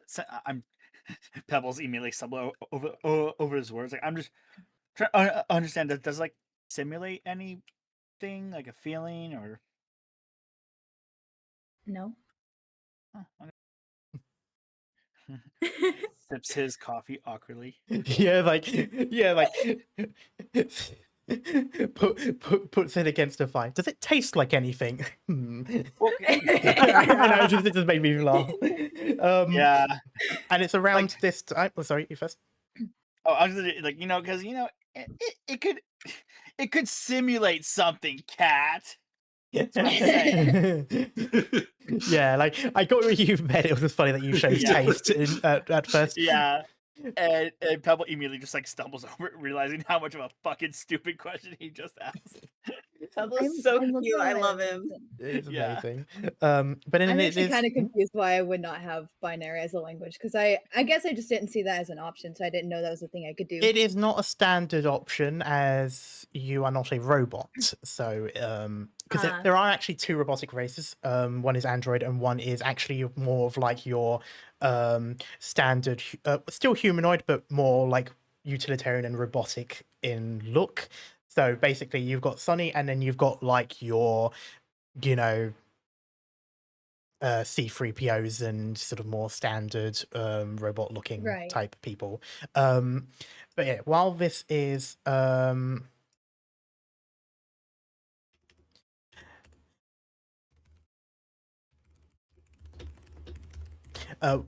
happening, eventually afterwards, you hear one of the baristas hold up drink and go, got an order here for a rainy sniffles. Is there a rainy sniffles here? Renaissance bear. Close enough. Hands it over to you. Gives like the Oh, I most love forced that. smile. Kenny would just laugh quietly underneath, like like not noticeably loud, but like just like quietly. Oh, what'd you get? Rainy sniffles? I have no idea. You can have it. I didn't want it. I just want to see if I can make the robot short circuit. Oh. Just places it down in front of Pebble. I'm going to take a sip of this monstrosity. Maybe next time, Rainy. So, sits back in her chair and smokes. Thank In you, which Miss case, Sniffles. I would like you to describe what drink Pebble is drinking. A frappuccino. Oh, nice. A cold drink? I can't say much though. I drink only cold drinks IRL. Same. No matter how Same. cold it gets. Well, I have coffee sometimes and tea, but it's like iced coffee. you have been drinking something hot, and while this area has like it has air conditioning, but like in the heat in this sense, it's still somewhat cold. Like it's just not -40, but it's still like 10 degrees or something like that. It's still somewhat cold. You'd prefer to have long sleeves and stuff like that. And so you suddenly drink what is basically, I mean, that's like an iced coffee, right? Yes. Yeah, it's like It's a blended. Literally has like, ice in it. blended ice. Okay, so It's a coffee it's one that specialty. literally has the ice in it. Okay, I just wasn't sure if it was like a standard cold coffee, like one of the ones that you get from the fridge, or if it's like an actual like iced one. Oh no, I chose the coldest thing I could think of. Fair enough. And then yeah, you Coffee to your lips. These are like paper cups, so you can't see through them. So you take a sip, instant cold in your mouth. Whew, I'm gonna chug this thing. Pebble does like the cold. It's like looks over and was like, damn, you're damaged. You don't know the half of it. Then Kira just kind of looks like over, watched and sorry. I was just gonna say, Van looks over to Sunny and just like, Hold on. you could have at least answered her the first time. Out of Hold character, I on a was not paying attention. What?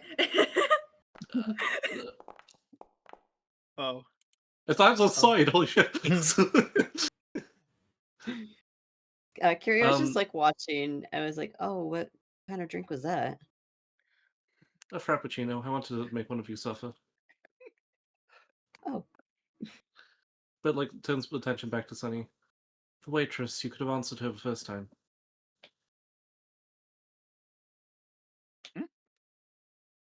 Wait, what? Binary thing, or just to yeah. get into context. Out of character, it asked you a question in binary and you didn't respond, so it didn't ask you in a language you could. Yeah, out of character, I am confused on what you're referring to. You didn't reply yeah. to the binary. Oh, a binary. Okay. I guess I couldn't understand it. Kind of scoffs a little bit. You understood it? I'm a hacker. Do you really think I wouldn't? Goes back to drinking the cold drink. That's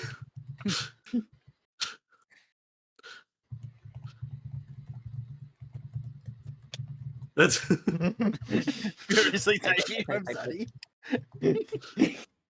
What? I know. I just feel kind of stupid because I didn't know that was an option I could take because that was the thing I wanted her to do, but I didn't know that was an option. It is not a language that is typically spoken, so it is not a standard option. Androids don't communicate to one another remotely, so binary is not an option. You can have an option at most to understand it, but an android could potentially synthesize their voice to speak it, but pretty much everyone else cannot. It is one of those languages that cannot actually be spoken, but can be understood with difficulty. Yeah, I basically when I was making Sunny, I did want that to be an option. I just didn't see it on like the languages list and stuff. So I didn't know that was a thing I could do. Mm-hmm. It's not called binary, to be fair. And it's also homebrew. That might be where I got confused. Okay. Oh no, it's not homebrew. Never mind, ignore me. I might ask it after campaign or after session. Yeah, fair enough. It will be something that would have to be added on in character though, because again, like it's not one that Android specifically start with. If you wish to retcon it, you can, but it's more something to think about. I was gonna ask to retcon one of the languages that I have for that. Okay, in which case we can discuss that afterwards. Seeing as you haven't really used many of your languages, the only thing I will have to say is you can't retcon Goblinoid because you've been using that. I was not going to. Yeah, yeah. No, I just wanted to clarify just in case because I have had people say like, "Oh, what about this language?" Like, you've used that already. Yeah, I would retcon a Yeah. language, but I used all of mine so far. So It's like that person who got a concussion and learned how to speak Spanish. Yeah. But yeah. I'm sorry for the confusion. Oh, no, it's fine.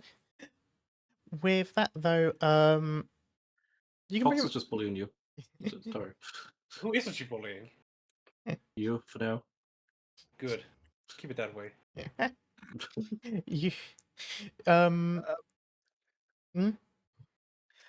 is there any negative effects from me absolutely just destroying this frappuccino? do a fort do a it's not fortification, what's it called? Fortitude saving throw. Any resistance added on? No. It's inside you.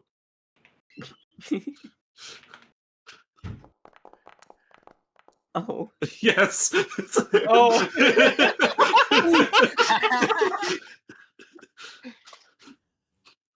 You never had your heart checked when you were in Gauntlewind, did you? I could never afford it, no. You feel tightness in the chest, you probably have a bit of a high blood pressure. Maybe too much caffeine in one go is a bad thing. Oh my god. Ooh, have you guys seen Over the Hedge? Yes. Yes. Yes. Good movie. Smiles. Is it the squirrel that drinks coffee? Yes. Yeah, the squirrel. Yeah, squirrel drinks coffee, goes absolute fucking ape shit. Oh, I'm gonna stop drinking the drink. Like, maybe I should chill for a second. Points like we have time. There's no rush. joke. Don't worry. And yeah, you can wait for a little while. There is a shuttle towards Icebreaker, but it is around 10-20 minutes. But eventually it's a long thing. There's a number of gates on the other side of this terminal. And technically speaking, I will say on this image, like you still see like there's those little like rails going along the edge and such. That's kind of how the shuttle gets in, but like imagine it also extends out that way, and while this one does go down, there's also continues past and up that way as well. Awesome, sweet. So it's kind of like it's like a monorail shuttle. Ooh. Ooh. All right. I'll wait for us to get ready to go. Readjusting Kurai whenever I need. Sometimes Kurai gets a bit squirmy, like actually like activates self and tries like crawl around you. It's almost like trying to keep a pet on your shoulder, or like some people have like weasels or whatever, and they sort of like wrap them around their neck, but then they try to start crawling around you. Ouch! Right. Chill. Relax.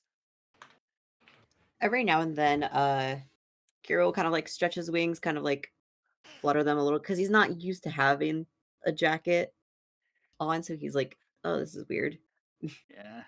I did my best with the time I had. I miss it. Oh. Hey! Someone walks past you as you unfurl their wings. Oh. Oh. Sorry. And he kind of just like tucked his wings back.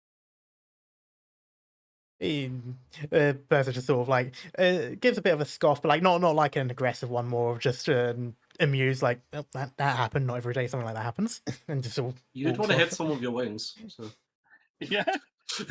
Not on accident.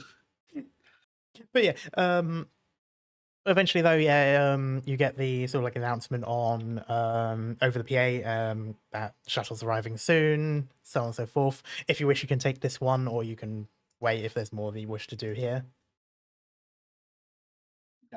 Kiri wants to get out of the cold, so he's like, yeah. We should probably get to the city then.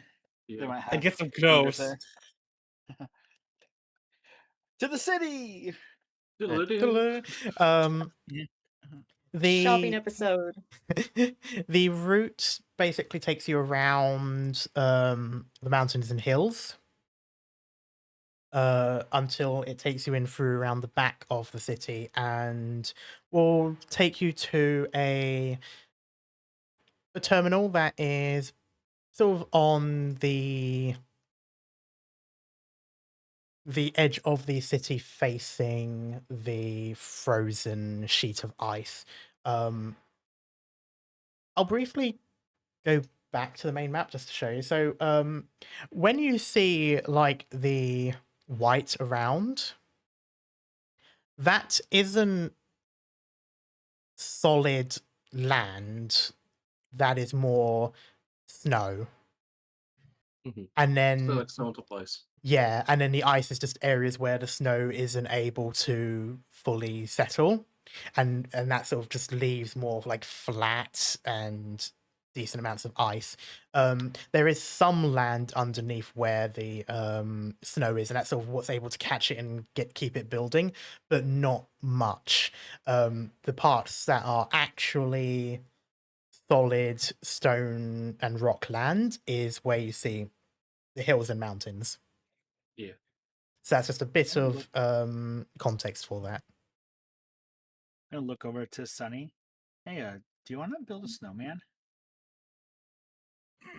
Come on, let's go and play. Stop. Can I hack Pebble's arm?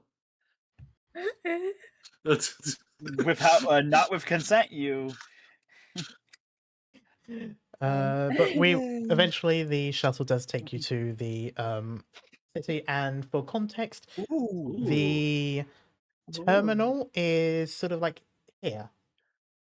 So it basically wraps around the city, and you can kind of see like a rail here. And then sort of imagine it keeps on going towards the sides, and then eventually would wrap around until it's in this area. And this area is sort of like where you'll see all of the sort of like the monorail shuttles and such, basically like a train station. The remind me of Orison from Star Citizen. Well, this is actually from Star Citizen. I don't know which planet though. I think it's in the new system. That's where I recognize structures. At least, like if it was in the sky, it would be already. So I'm sorry. Yeah, no, they did for a decent chunk of it copy and paste structures, which I suppose is fair enough because architecture conventions. But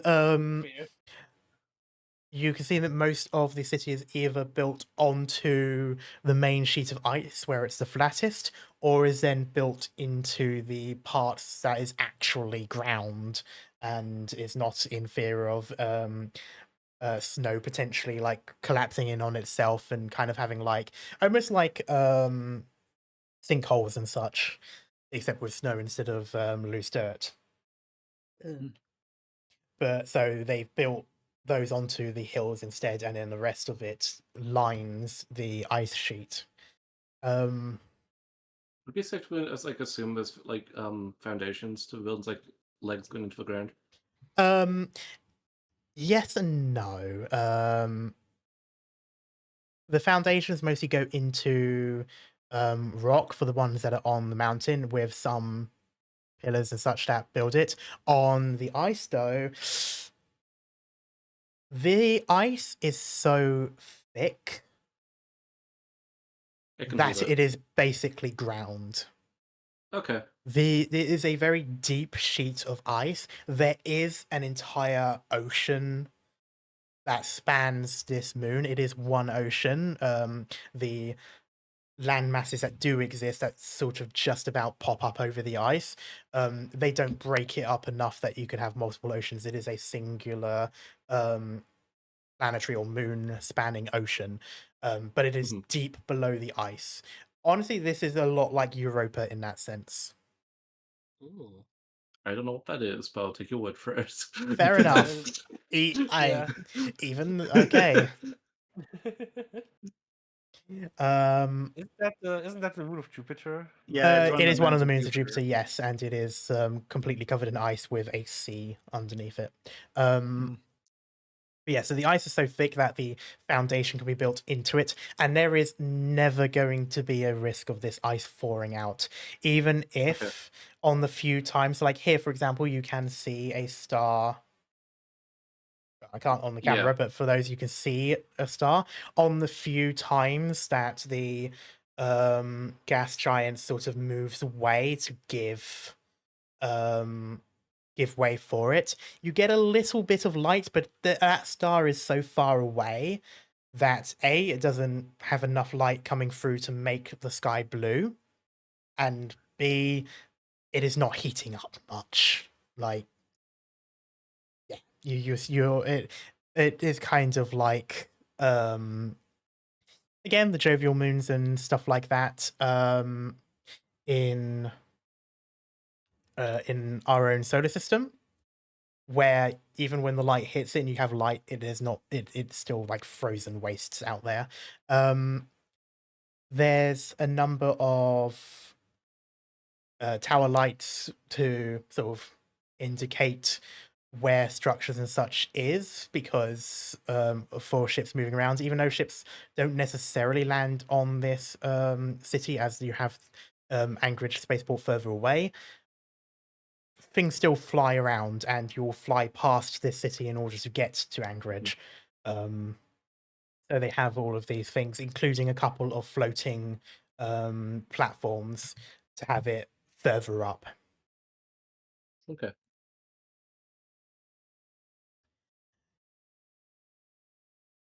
Unfortunately, I do not actually have a proper top-down map for this, so this is mostly going to be descriptions for now. Okay. Okay, all good. But I just saw the message in the Discord chat, and just the phrase "why float." I'm glad I was able to provide you an answer before that it was even needed, but but yes. I was just like looking at the map. It's like I just squinted. I was like, hold on. Why float? Yeah, this is based on Star Citizen, like one of the most buggiest games out there. Yeah, I imagine the actual game, it's more so something has not rendered in. Yeah. So when I saw it as I added it in, thought it was like was- floating platforms. My immediate thought was that one random biome that just generates in the air in Minecraft. Just like that Yeah, random we always get that one floating in little the few air. blocks. It's always like the mountain biomes where there's just a random Yeah. like sheet of stone that's just there. Oh, now I see it. Sorry, I'm so fucking blind. Oh god. It's all good. It's Bro, fine. I did not see it until I saw Cat's screenshot. I And didn't was even like, see it in Cat's screenshot. I was spending that entire time looking for it. Oh, This is also floating, but I'm putting this down to being like a narrow. Yeah, that's kind of more like with Anchorage, where it looks like Yeah. the things were there. You can just about see it, but it's kind of like pixel, and it almost makes it look like my monitor's cracked.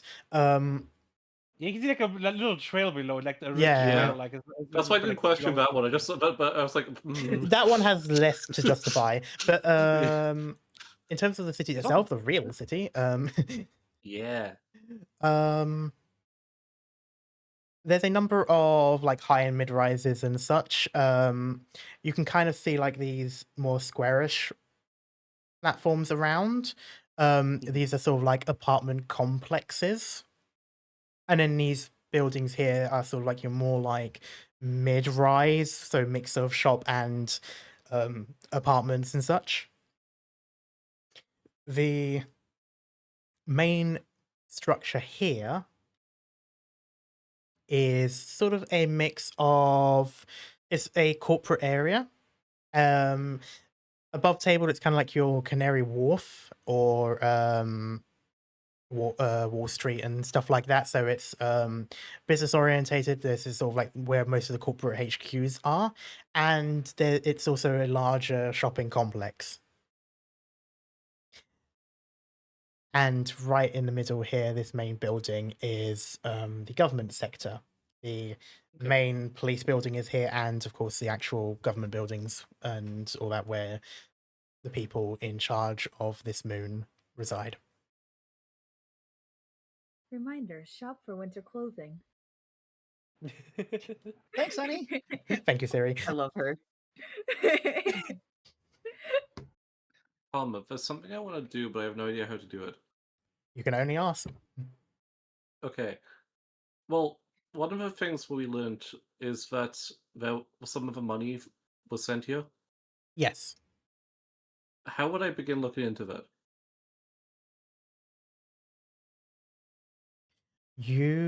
Well, one option would be to ask around. Unfortunately, your credentials as a corporate brat doesn't really exist now, or rather, they've sort of expired. You wouldn't.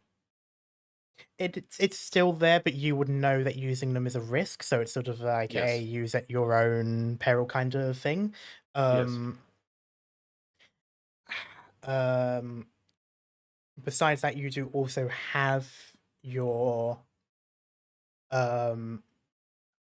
current background as supposedly being part of Horizon Drive Yards.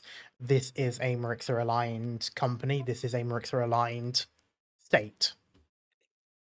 Okay. So you may be able So I to could speak bullshit to your way her around people. that. Yeah, you Yeah, can. okay.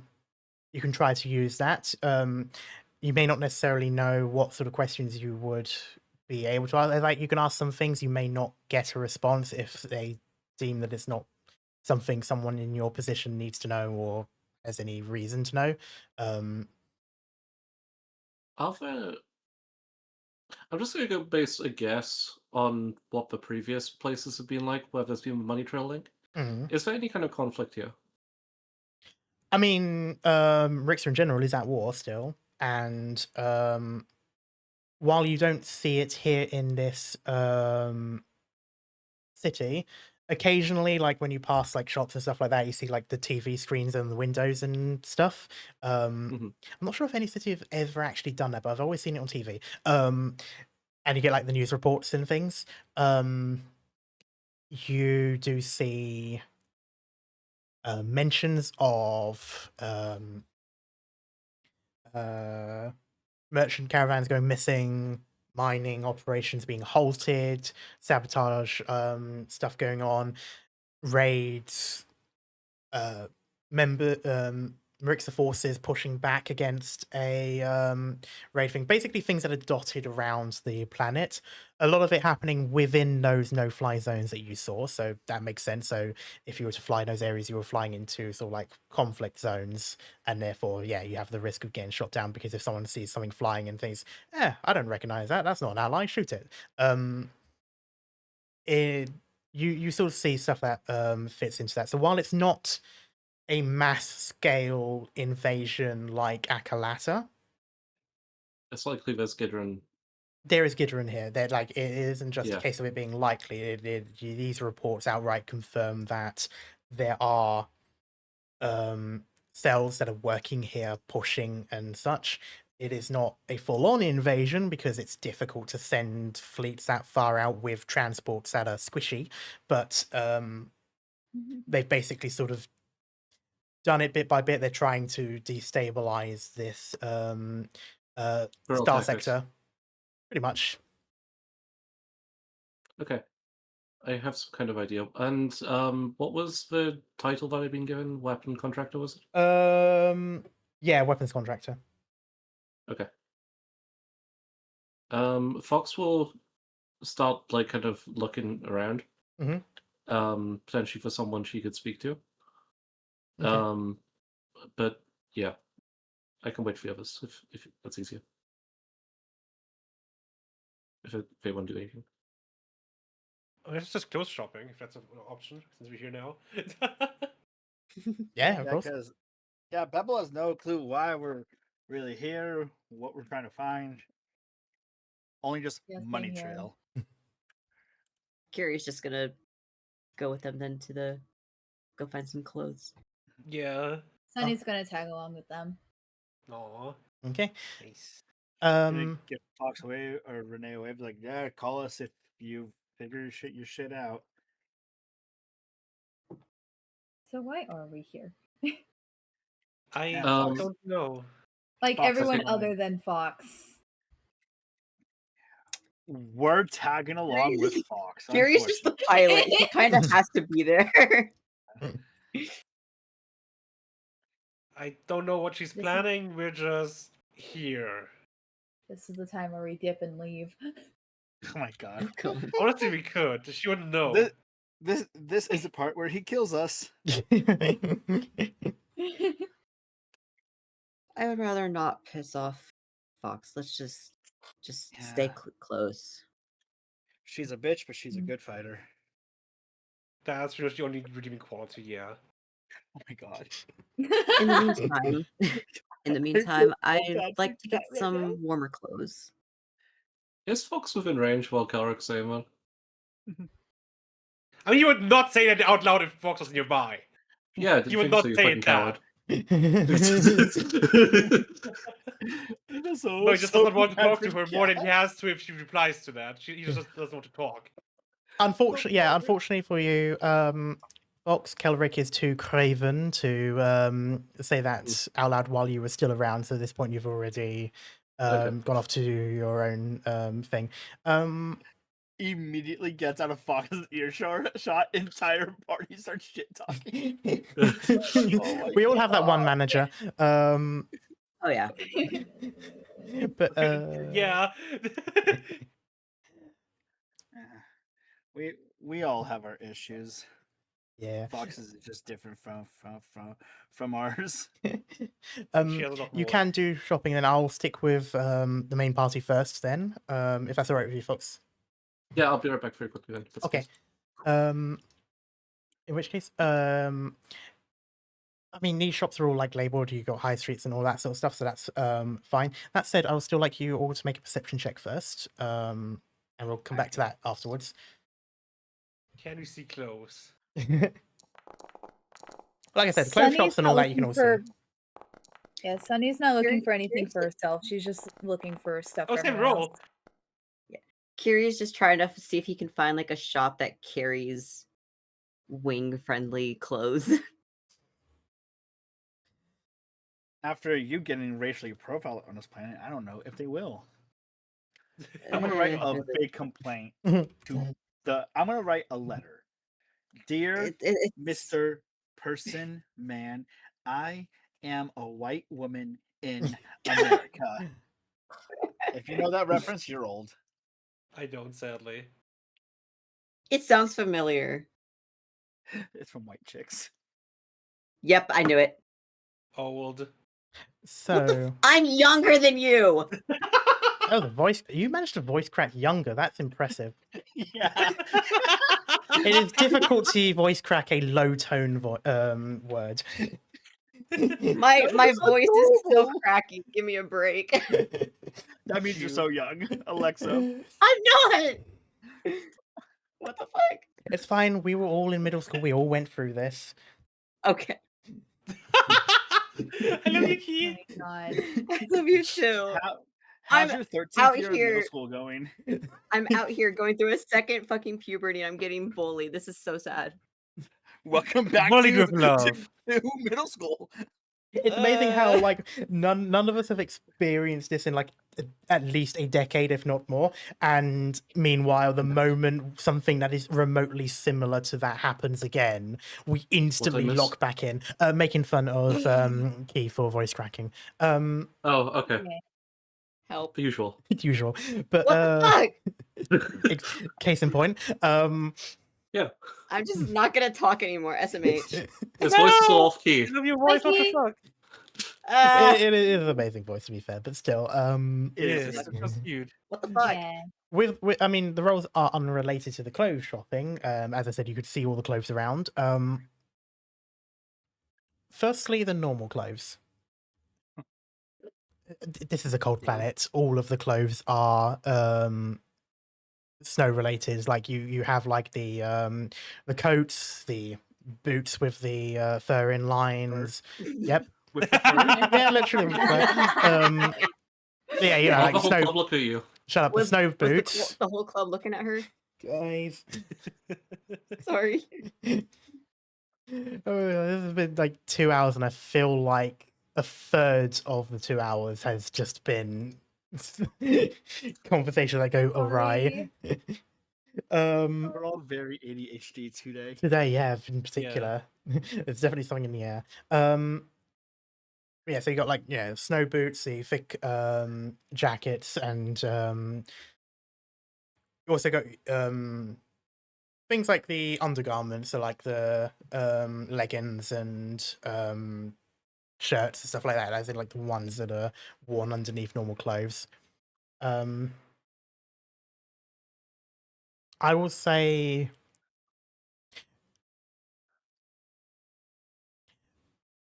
You can basically buy what I will consider an Arctic outfit.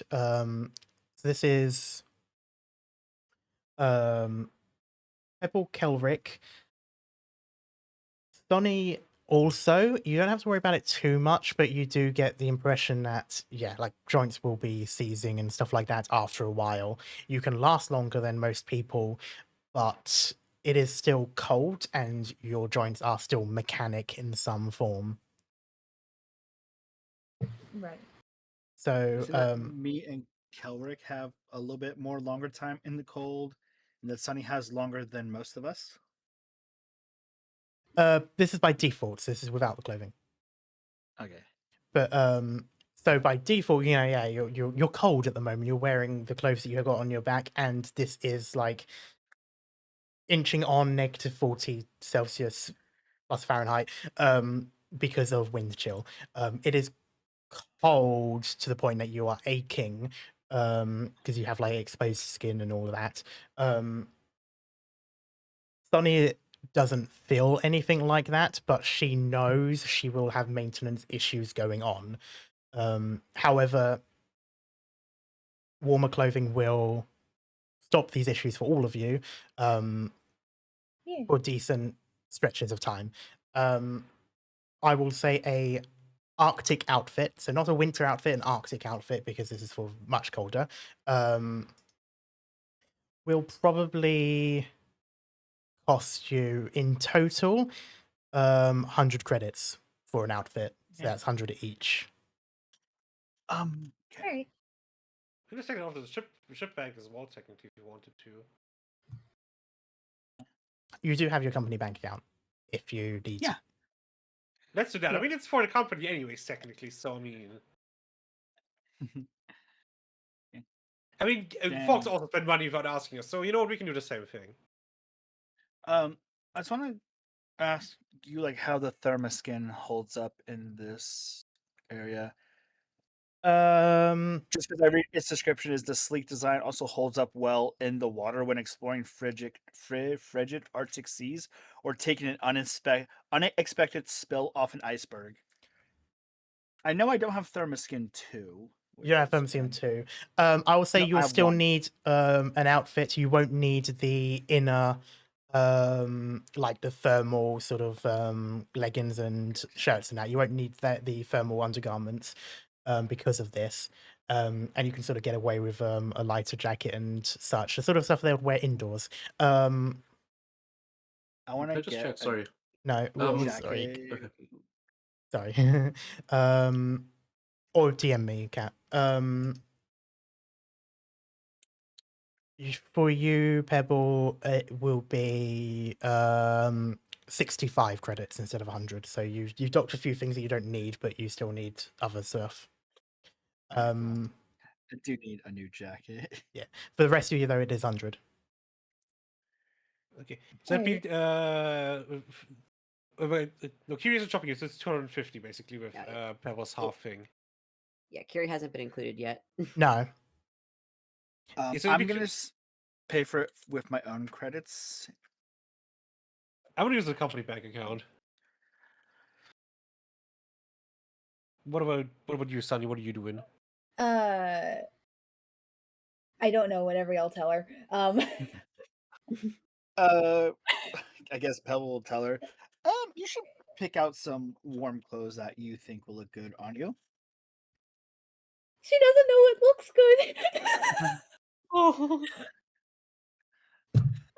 Oh. Could I go? I'm going to tell you these outfits don't exactly leave much to, you're not exactly you're not going to be walking down a fashion show or aisle with these or anything like that. They're literally just winter jackets. They're like the big puffy ones. Somehow she still manages to mismatch everything. That is amazing. Speak for yourself. Pebble's going to rock down this runway serving it in this jacket. We love Pebble. And I will pay that with my own credits. Okay. I will help Sunny match the colors at least. Okay, but it's funny though.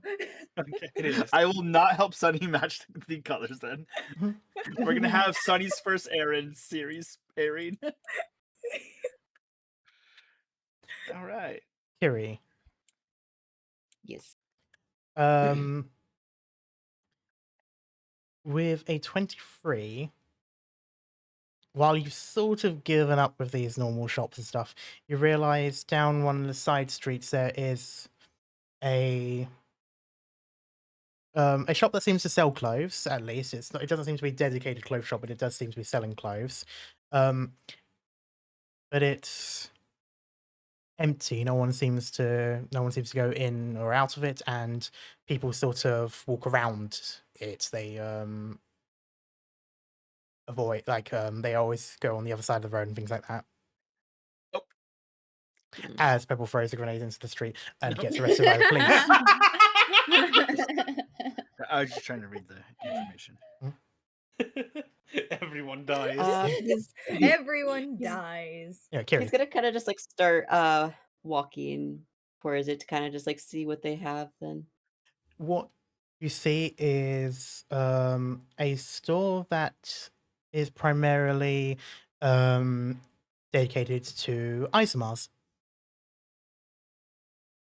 And as some isomers have wings, there is actually clothing here with wings in mind. Ooh. The similar sort of jackets and such. That said, they don't offer much in the way of protection for the wings themselves. They're sort of like a thin film that can go around. It's sort of more of an addition. But the jackets as such, basically the openings are quite large, so it allows you to put wings through with ease. However, there's then a thing that you can use to tighten those so that it then sort of hugs around the beginning of the wings where it meets the shoulders and such. Ooh. He's gonna kind of just like browse um what there is and just like kind of see like what he can get. Generally speaking, the people in here that are seem actually surprised that there's a customer. Though I mean, they say you see the wings. It's like, okay, that makes sense. This will be as it is not. These items aren't really like sold on this planet much, and you get the feeling that if there are isomers on this planet, then most definitely a minority. Quite a considerable one by the look of it. So a lot of these items, they look like they have been tailor-made or custom-made, not off an assembly line that's been imported from another planet or anything like that. Ooh. So these are a little bit pricier, but in total, sort of like a Arctic outfit for you will be 150 credits. Not bad, not bad. He's just gonna grab some stuff then that he thinks would work. You're able to do quite well, and I'll also say that you can get snow boots. It's awkward with the talons and such, but you basically get like a couple of sizes bigger, and sort of tighten it as best you can, and it works well enough. I'll say it won't restrict movement or anything like that, not with the low gravity. Okay, cool. All right. You said 150 credits. Yes. He's gonna pay that with his own money. Okay. So there we go. Okay. To clarify, the only person that's besides Fox that's been smooching on company credits is Calric.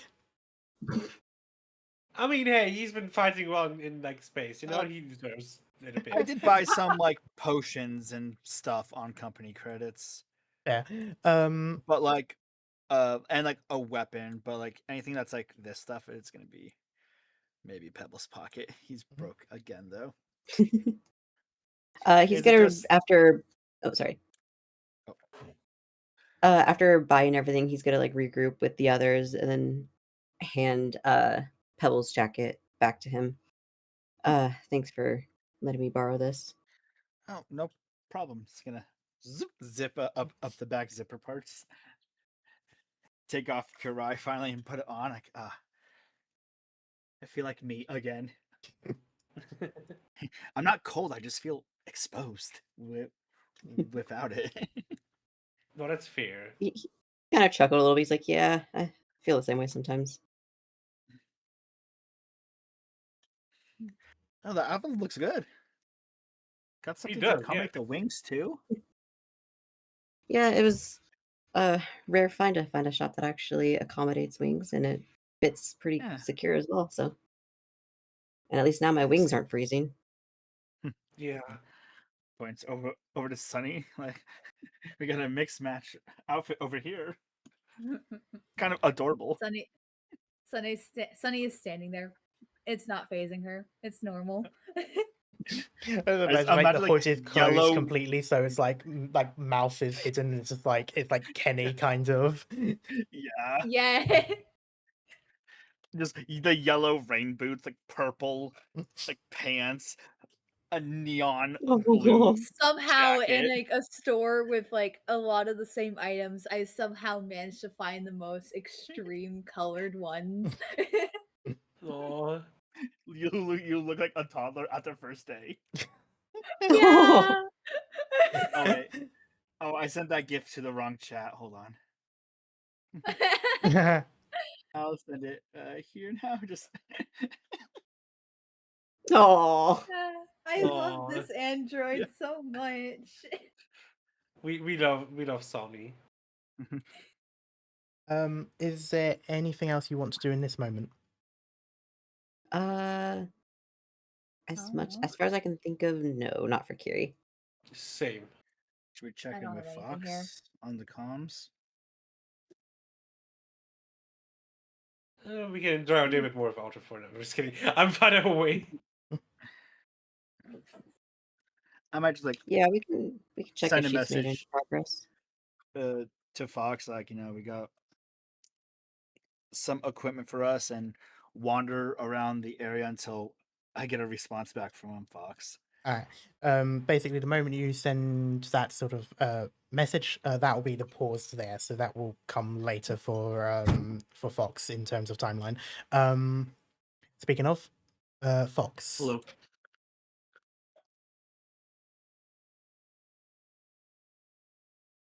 I'm looking for someone to talk to about, like, potentially speaking to someone higher up. Okay. Are you going to the governor of this planet? Are you going to a CEO of a company? Are you going to someone's manager? Are you going to customer service? Like, okay, I don't know who I'd speak to, but I was planning to just speak to a guard and see if he could, like, direct me to, like, someone.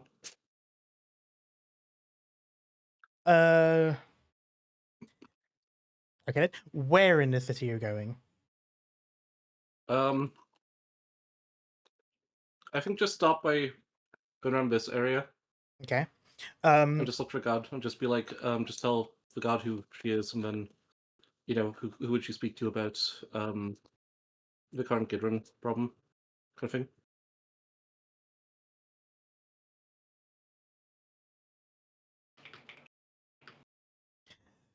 Okay. You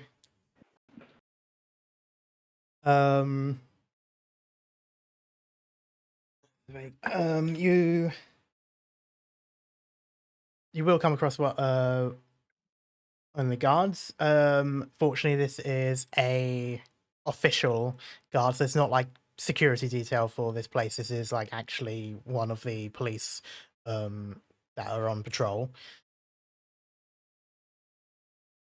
They seem a bit like not like surprised, but just sort of it's not something people normally come to them about. They normally like know the channels and such. And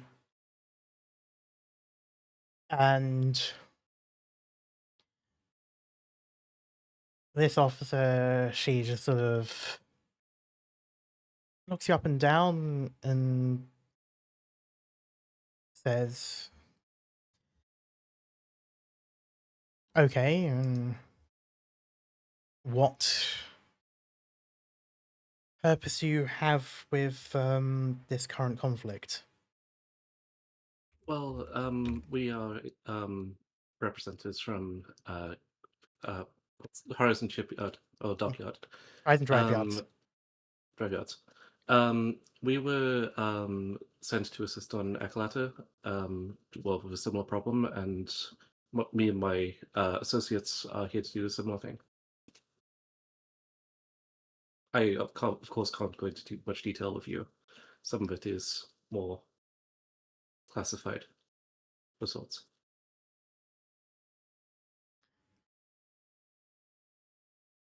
Interesting explanation. Can I have your ID? Of course. Just hands over her ID. Takes it and inputs it into a device on her arm. She doesn't like hide or anything like that. It's just sort of out in the opening as she taps it. And you see pretty much the same sort of information that popped up when you were having your background checked in the spaceport as well.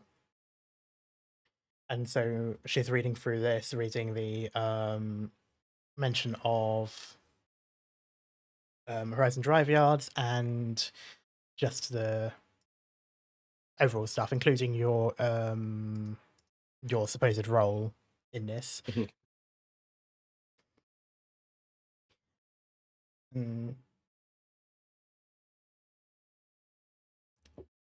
She looks at this and goes, "All right, I will confirm this with some people.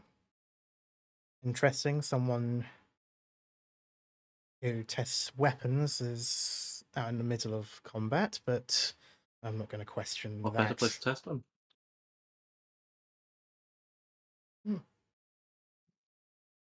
I'm sure you can indulge me. What are you testing at the moment? I shouldn't really tell you this, but I'm testing a new type of explosive rounds.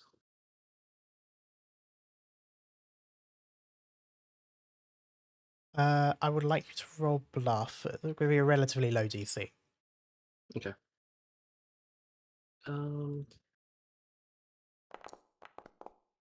Oh fuck. Oh shit.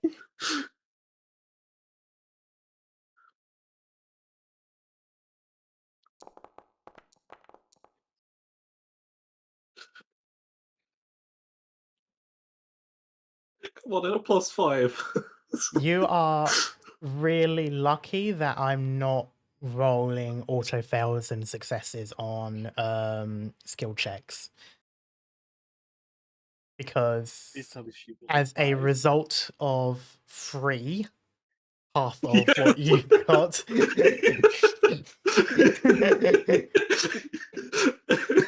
you basically, there's this conversation of between two people who don't really know much about what they're talking about.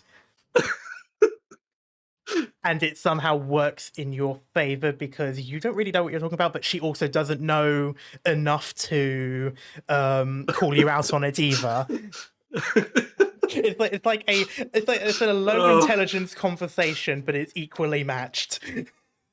They're speaking the language of the gods. Yeah.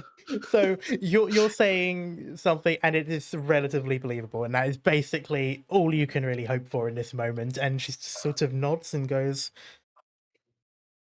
"Okay, I will inform Horizon Drive Yards that you are here, and I will send a message to." And she's sort of checking through, and you kind of see that by the looks of it, while there is obviously a government presence and therefore, you know, an actual military and actual police force and stuff like that, she seems to be going through the corporate route. If there's anything you cleared up, I'm sure Geran will be happy to inform you. No doubt. That is the head of the station, is that correct? Yes, that's correct. Very good. That is the person that this was sent to. And she keeps scrolling through. I believe Dachi Group have a dealing with Horizon Drive Yard. The current military is working on its own thing, so you will have to work with one of the security firms, but they've got a few things going on that should be of help. Perfect. Is there anywhere I should go, or? Yes, left tower, and she taps through to still get the information for the company. 28th floor. Would I know where that is? Well, there are 2 towers here, so you can figure out which one is the left. Yeah, I figured out. I figured it was. Besides that, there's an elevator. Okay. Or at least you can assume there's an elevator. If there's at least 28 floors, you can assume that they must have some way other than stairs, because there's no way anyone of a corporate life is going to just be walking up and down without kicking up a fuss. Like, you have seen corporate people, they do not have much of a constitution. Yeah. I fucking love. In fact, I might have talked my way through it.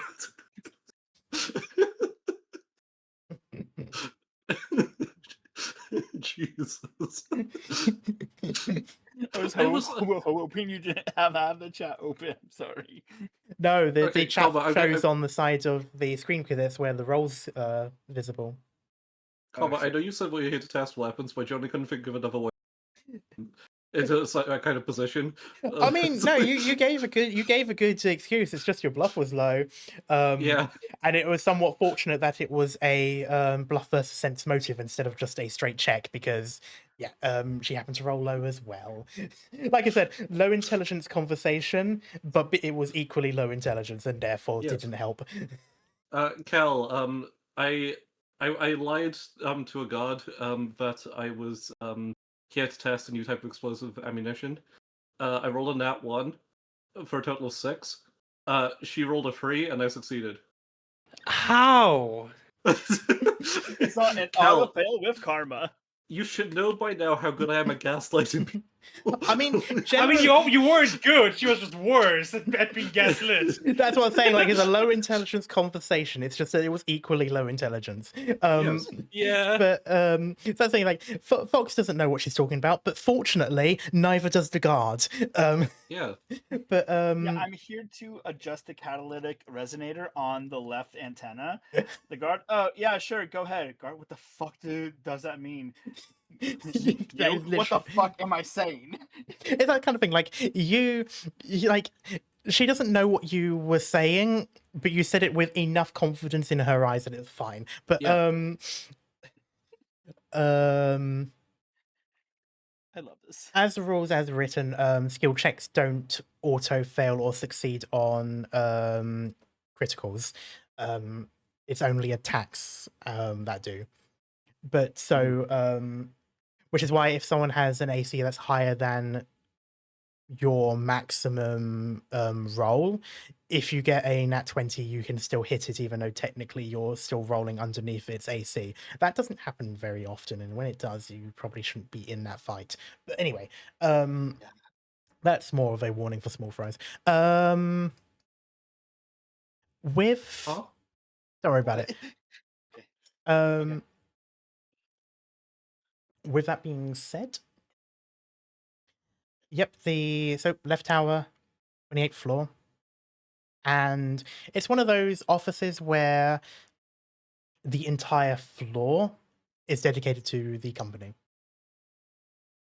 So, elevator door opens, and you see a lot of people in suits and ties. Despite being a defense contractor, you're looking at the administrative side of it. Your outfit's very fitting for this cat. Look, Renee is meant to, stand out, but in a good way.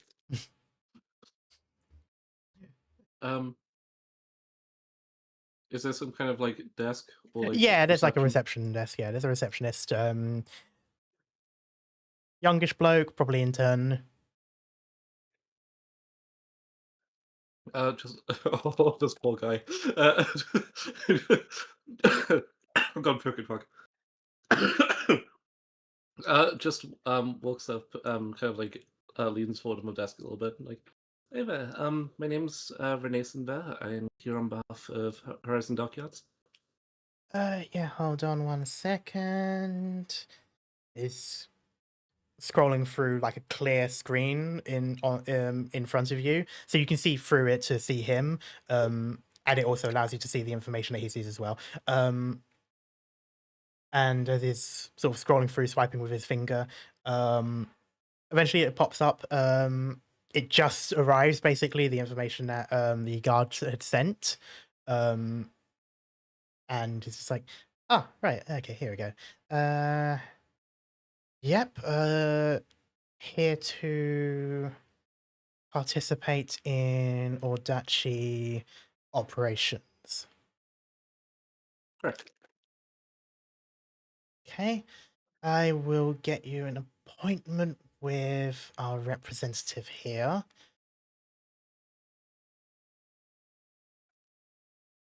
And he's just sort of typing. He's somewhat slow, like not aggravatingly slow or anything like that. But you can tell he's either new to this or interning. So he's probably like doing it because the person who's supposed to be doing it is off somewhere else at the moment. We go through as, all right. You're in luck. There's a free spot already. Oh, excellent. Which way do I need to go? Down that corridor on the right, then make a left-hand turn, and about 5 rooms ahead, make another turn to the right. Okay, I think I got that. Thank you so much. You're doing a great job.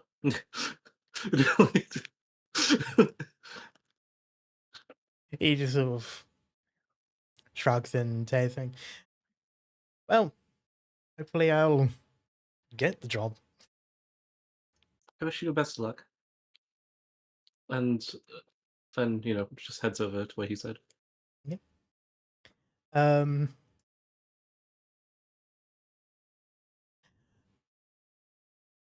So what I'll say is, while you're walking over there, so looking around and such, there is network access, obviously, being on a planet with population centers. Mm-hmm. Just putting it there in case you want to use like the eye or anything. Not right now. Not right now? Okay, fair enough. I want to try and remain incognito right now. Fair enough. So you don't want, so you're absolutely like no risk of pinging anything. Yeah. Fair enough. Especially considering Renee's eye is normal. True, yeah. I mean, visually there wouldn't be any noticeable thing, but yeah, this is a public network, so even in a security firm, it'll pop up. It's like public Wi-Fi, basically. Mm-hmm. In which case, from what you can see just yourself, Audaci Corp is Audaci Group, and it seems to be interchangeable. So some of the logos are a bit older, but it seems like they officially use the either group or core regardless. Has Fox heard of this group? Yes, it is a Marixa registered security firm. They are basically private military. They are mercenaries, not too dissimilar to like Caliburn and such. Although this is a lot more, lot better funded. Caliburn is probably about as close to what you would consider mercenaries, and then these are like, no, we're private military. Like, it's that kind of, it's sort of like how these words give the impression in your mind. This is more corporate than Caliburn, which was more like what you'd expect a guild to be like. Okay, so Fox will be hating this. Okay, understood. Fox will be hating this, yes. This is more in line of Renee. Yes. Fox is probably looking at this going, I'd have rather dealt with Caliburn. But and it is all very corporate. And again, this is like the administrative side of it. So you're not singing like the like the military and the tech and the guns and stuff like that. There's the occasional sort of like promotional poster which has like someone in good armor with weapon, stuff that even in your prime you would struggle to pay for, sort of stuff. Chances are the people who work on this side of things probably don't get that unless they're in like a really special job, because it is like the fancy stuff, and it's purely like promotional material. So it is full-blown company, and it seems like stuff they do is both physical, so yep, mercenary work, also analysis stuff. So they work with governments and such, showing data, strategies, all that sort of thing. So it isn't just the hard labor of actually fighting for people, it's also the full shebang. These are defense analysts and contractors and the whole thing.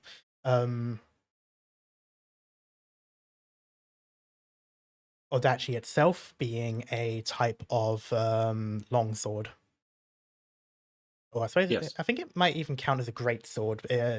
Hard above table, hard to say because they didn't have those terms in Japanese. But I believe for like Western equivalents, it would be an Odachi. I think is closer to a great sword than a longsword. Yes. But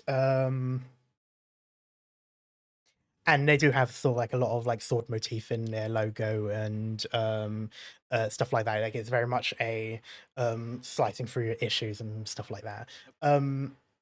But with all of the corporate spiel out of the way, as you walk through and you get to the office, it opens pretty much the moment you walk there. You notice something scans your face. And so it basically looked at you and went, that's the person who's about to have the appointment, and it just opens up automatically for you. And on the other side of this, in this room, on the other side of a desk, standing, looking out the window at the ice cold surroundings, is an older half-elf woman, probably about middle-aged. Sort of silvered hair, less in a sense of like age based, but more of just she has like grayish hair. And she turns to face you. She gives you like a smile, but it's not like a super friendly smile, but it is like professional and such. A corporate smile. Not even that, because it's not like because it isn't feigning friendliness or it is anything like that. It is more, she is a bit more grizzled. She actually looks like she probably served in some military. Okay. And so it's kind of like she has a smile. It's sort of like a half like curl of a lip. It's just for the sake of being courteous, but it's not like overly friendly or anything like that. Most of her greeting is actually more in the nod of her head, like a slight bow. And she just goes, so you're the one the guard's been talking about? Yes, so that would be me. All right. And we don't normally get individuals offering assistance. I have a group as well, but they weren't quite as prepared for this weather. This place does have a certain bite to it. That is not, however, what I meant. By individual, I don't just mean you yourself. I mean your group, party, whatever you want to call yourself. Normally, when it actually gets requests to cooperate, it is with larger corporations. You don't typically fit that bill. Well, sometimes a smaller force is more useful for dealing with discrete matters. I can certainly respect that. So, tell me, what does old Geran hope to achieve with working with us? Mainly making things a bit easier. Here on, well, Redda for you. I believe there is a slight infestation, let's call it. The light would be an understatement. We've been wrapping things up as much as we can, but their operation here is a lot bigger than most of the stuff will tell you.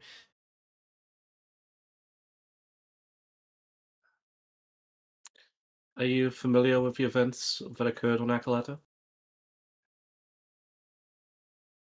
Indeed, I've got a flotilla working there at the moment, wrapping up the rest of the Gidderon fleet that'd been lurking. Members of my group were responsible for that matter. For wrapping it up, let's say. I see. So you're the ones that were sent from Horizon? Yes.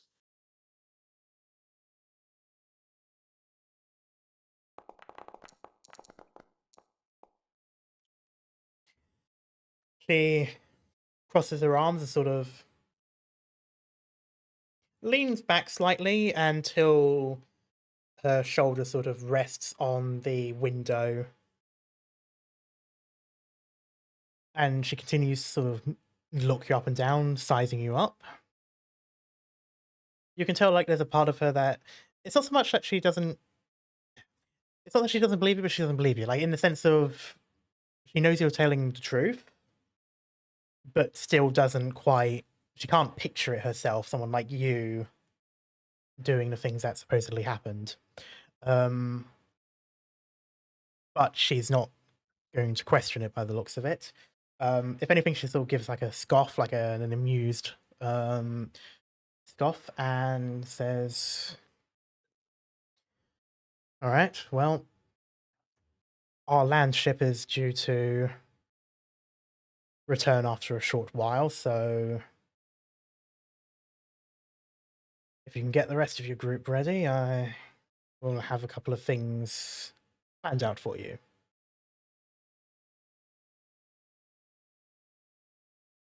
Understood. And where are my manners? My name is Renee Sinver.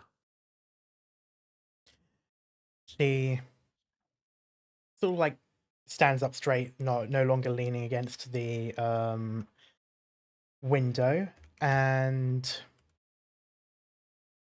walks your way walks her way over to you. At this point, you could tell that she is quite tall. However, well, no, there is no however about that. She is quite tall, and you can tell that even if you were in fox form, she would be taller. Mm-hmm. Maybe not quite as tall as Sonny, but would definitely be giving her a run for her money. 6, maybe 6 foot. Okay. We're not going to be going on to the 5'11" all the time.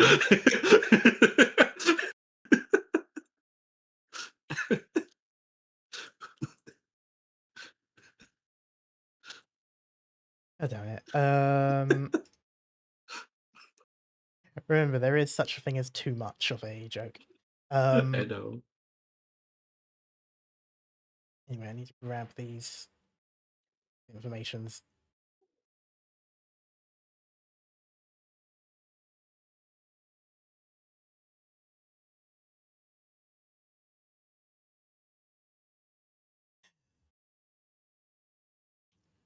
She extends her hand, shake yours,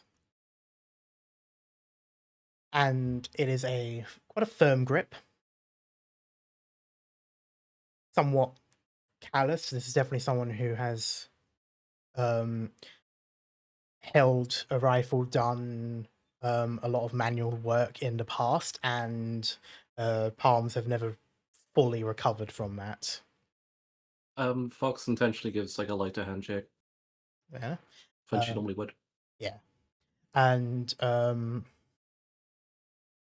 she says, "You can just call me Dawnhold." Dawnhold.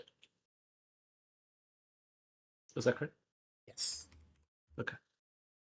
Well, it's a pleasure to meet you, Miss Dawnhold. I'm looking forward to working together. She gives sort of a nod and just says, "Likewise." And eventually lets go of your hand and sort of like extends her hand out towards direction of the door, and she says,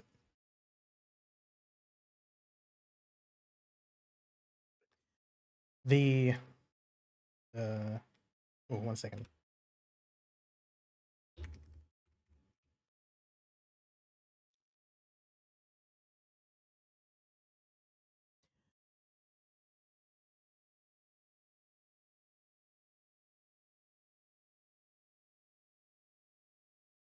Sorry, I went into a complete deep end for a moment. I forgot what I was doing. Wow, I went ADHD in the middle of a middle of DMing. Okay. I just saw a bit of information like, "Ooh, I'm going to read this now," and then realized, wait, hang on, I'm doing something. She basically says the land ship is called Fort Blacksteel, and it will be docking on the main platform outside. And for context, that's sort of like this area here, where it kind of looks like you would expect like a ship to be. Except, this is solid, like for like a tram. a few miles. No. Well, there's a tram there. Okay. Yeah. But you can kind of see like there's something there, and it looks like a ship. Oh yeah. But you can tell this is solid ice, so that's not a ship. These are land ships, so these are basically large. Well, they can be large, they can be medium sized, but basically imagine a ship, but instead of going on water, it is on land with large wheels and stuff like that.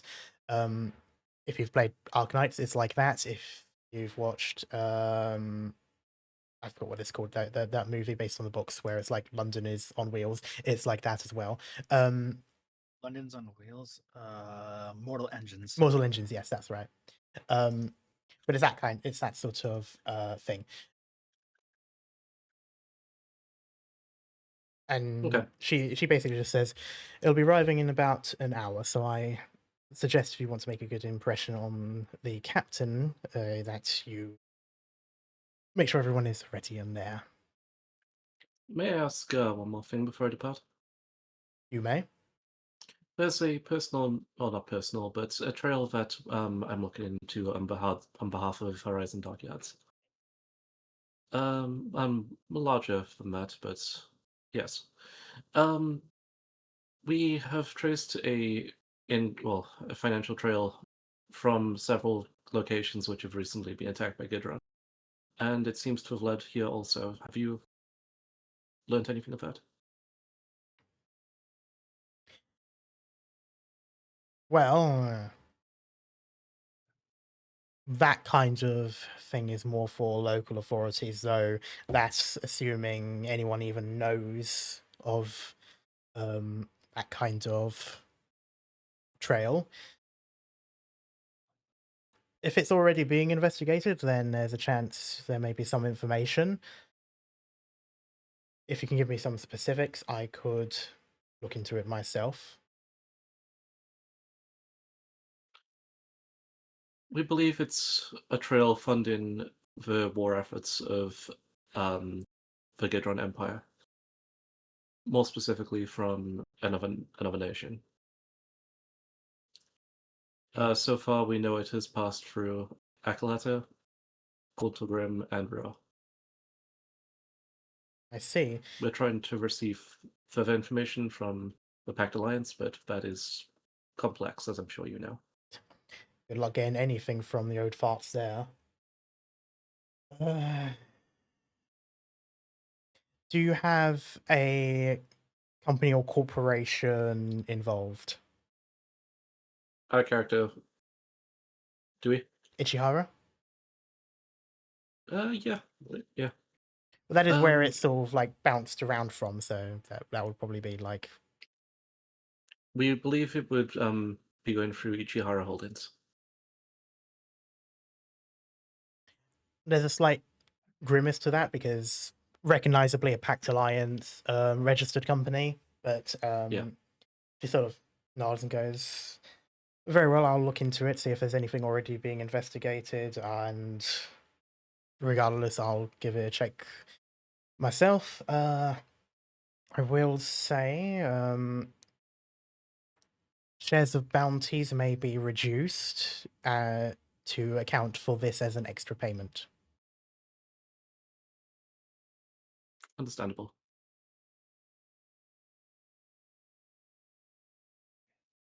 And she sort of nods, and she sort of gets to it right away, actually. Thank you for your time, Ms. Dornhold. Pleasure's mine. And Gives us a small bow. And it'll be around this point once you leave, that will be when you get that message from Pebble. I'm just going to say, well, she would have seen where they were buying clothes, right? Yes. Or roughly the area. Yeah, at the very least, you'd have seen them walk off, and you'll know it would be like these sort of like rows of buildings. Just message back saying, meet me by where you were shopping. I've got a lead. All right. Renee has lead, guys. We're meeting up now. Okay. As Sunny's just messaging that they put their winter clothes over their normal clothes. How are we? The elite team who wrap things up on Acalata. The elite team. Fox never said they were elite. Yeah. I also made a point of not mentioning Renee dealt with the thing just in case there was word of a kitsune doing it. Fair. And you just said my team. Yes. Anything. Okay. All right. I guess we'll go meet up. Unless anyone wants to do anything. I'm good. Nah. Sunny's waddling behind. Yeah.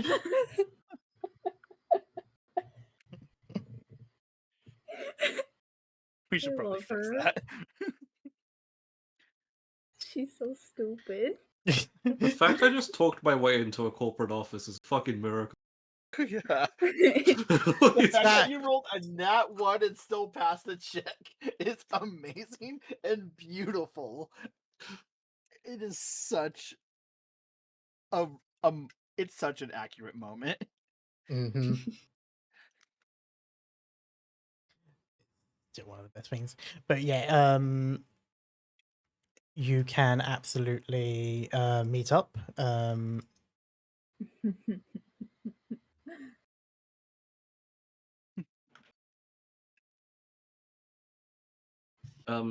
So when the others get here, then Renee is just gonna walk over, like, a fake smile, of course, and just like, well, it looks like there's a larger problem than I expected here. Similar to what we encountered on Acalata. We have a ship arriving shortly. We should probably head over there immediately. Any details you can give? Not it publicly. Right. What did you drag us into? Nothing more than I dragged you into before. That's what scares me. Good. He'll be here soon. All right. Lead the way. As make way over to this sort of word has left me. Dock. Dock, yeah. I was trying to think of the other word where that docks have, like, as in like the Port. specific name for ports and also just a specific name for the things. But anyway, I've forgotten what it's called now. Doesn't matter. You do eventually see it in the distance over the horizon, and while it's like technically a slow-moving vehicle, it is so large that it traverses a decent amount of distance in a relatively quick time, despite its slow movement. And eventually, you see in more detail as it arrives the landship Fort Blacksteel. I will show. Yo. Hot damn. Ooh. For Ooh. reference, it is essentially a large, well, it's a large personnel carrier. It's also a large vehicle carrier. The top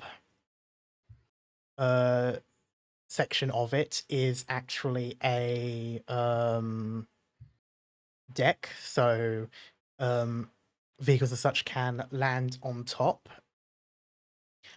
essentially making it into a aircraft carrier. Aircraft carrier, yeah. Although I'd say above table, this is probably like having 2 of those big American aircraft carriers side to side. Holy shit, okay. Fuck. Damn. So That was one hell of a ride.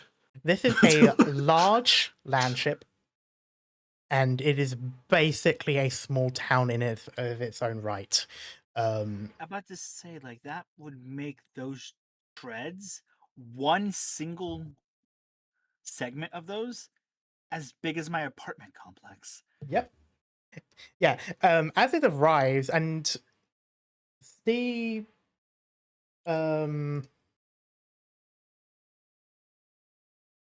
those parts of the dock are raised up, especially like the lighter part that you can see here. They're raised up so it sort of aligns with that sort of side section of that landship. You know, where it sort of like extends out from the side. Yeah. It's kind of like a single panel. Mm-hmm. So it aligns with that, but even then, looking down at those treads, yeah, you would be looking up at the building, essentially. You would have to climb those treads just to get on top of it. But yeah, the front section, and then sort of where there's that sort of yellow looking thing, like it's kind of like an opening. That is literally an opening. It's like a large door. Okay. And as it opens, you have like the spinning orange lights, alarms, that whole sort of shebang. It opens up. Vehicles start moving out in one direction. And these are sort of like larger APCs and things like this. Safe to say, this is definitely not Caliban. This is a whole league of its own. Like this land ship would probably cost about the amount that Caliban's fleet was worth. So we can't buy one like that, is what I'm hearing. Not for a long time. Not unless you get a lot of money. Fox has just stood there, like with her arms crossed, like acting like, kind of like professional, but she's like hella fucked out all the way into like. Also, when you say Maple is Sparkle eyes at this, is it Maple or do you mean Pebble? Or both? Maple. Me. You, both. okay. Mostly me, though. Holy shit. I'm drooling at this cover. I love it. Can you send me this image? Yes, I can. As I did literally just find it on the internet, like in this moment. Wow. I mean, for context, it is outside of this game. It is Rhodes Island. It is the land ship in Arknights. But oh shit! Okay. And you recognized it from somewhere. Yeah, I wasn't quite sure. I was originally thinking That's of the one of the Victoria battleships, but I think that one would have been a little bit too ship looking. This feels a little bit more at home. But I bet I'll be a xenomorph comma. with this ship, I don't like that. I can't believe people will kill me again. So with the ship, Karma. with the ship, and at the front part, you can sort of see like something, and it's basically to plow snow, or at least loose snow. Otherwise, the ship can normally just ride over the snow and such, where it's like more compact. But this is in case there's any loose, and it can sort of push it out of the way so it doesn't get stuck. As a decent chunk of this moon is flat, or thanks to the ice sheet and all of that, or at least flat enough that some big vessels like this can be moving around on the surface. It has to move around the mountain and hill ranges, but that's pretty much it. And as you saw in the big map, that's not a lot of surface area that it has to worry about. But yeah, it is busy. It's not as populated as, like a small town that would be, as it's sort of personnel. And, of course, these are machines, they have their own systems, stuff like that. You don't need loads of people working on one thing and such. So it has a smaller crew than its size would typically suggest. But still a lot of people. You could probably assume there's something about at least 1,000 workers. Yeah, a lot of red shit characters. Shut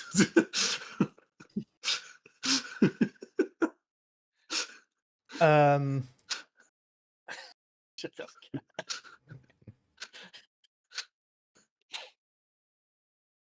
But yeah, You so don't know sci-fi, but you know the Star Trek jokes. I studied media studies in college. Oh, fair. But yeah, and as it sort of opens up fully and everyone gets off, things like that, you hear one loud whoa just from the ship horn.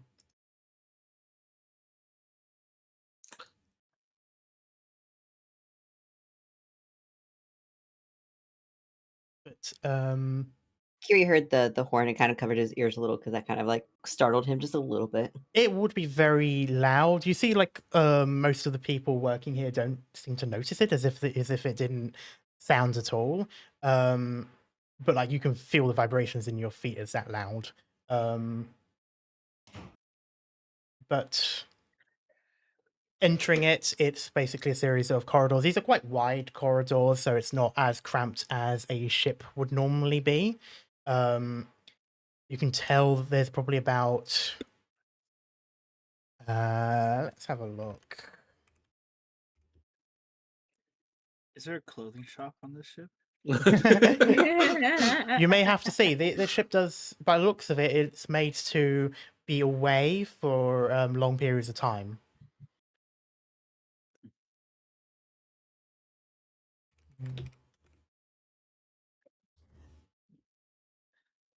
Before we leave this planet, I'm gonna buy like a second set of clothes.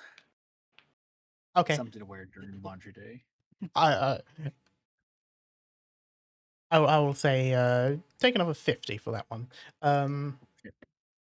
But this ship easily has like 25 decks, the 25 floors. Ooh. Yeah, okay. That's a lot. And that is mainly because it does sort of go all the way down to like where the treads are, like not fully in line with the treads, but you can see like there's not a lot of purchase between where the treads are and then where the land ship sits on top. So 25 floors, it still ends up quite a bit further down compared to the two towers. They still tower over it, and that's partly because as well the platform and the building that those two towers are on top of as well. So in a sense, this landship kind of it sort of the top of the landship kind of reaches the top of the roof of the main building before the towers even begin. But that's also just mostly just perspective and ground and all that. But yeah, With that, though, you are expected to be seen on the bridge to meet with the captain of this. What kind of person can command something this big? It's either going to be someone overly serious or just someone who's half asleep and drunk. And trying to make you in front of the comparison with the big thing. Well, The word of God, karma. If it's Amiya at commanding the ship, I'm gonna lose it. no, I'm not. I only pull from the visuals. Yeah, it's not Mia, it's a Yama. Or Ansel. So, Ansel's my favorite. Yes, you see a femboy rabbit. No. I mean, yeah, I wouldn't mind. Is all I'm saying. Wait, Angel's here? Close enough. Anyway, we're going off topic again. We find as you get your way to the bridge, it opens up. There's a whole bunch of people sort of barking back at each other with information. Docking clamps sealed, brakes active, supplies being loaded, etc., etc.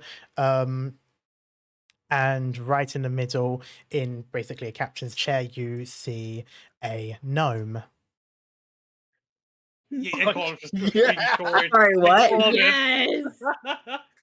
An older gnomish man. As yeah, definitely on the older side. Wrinkles. Yeah, exactly. Grey beard.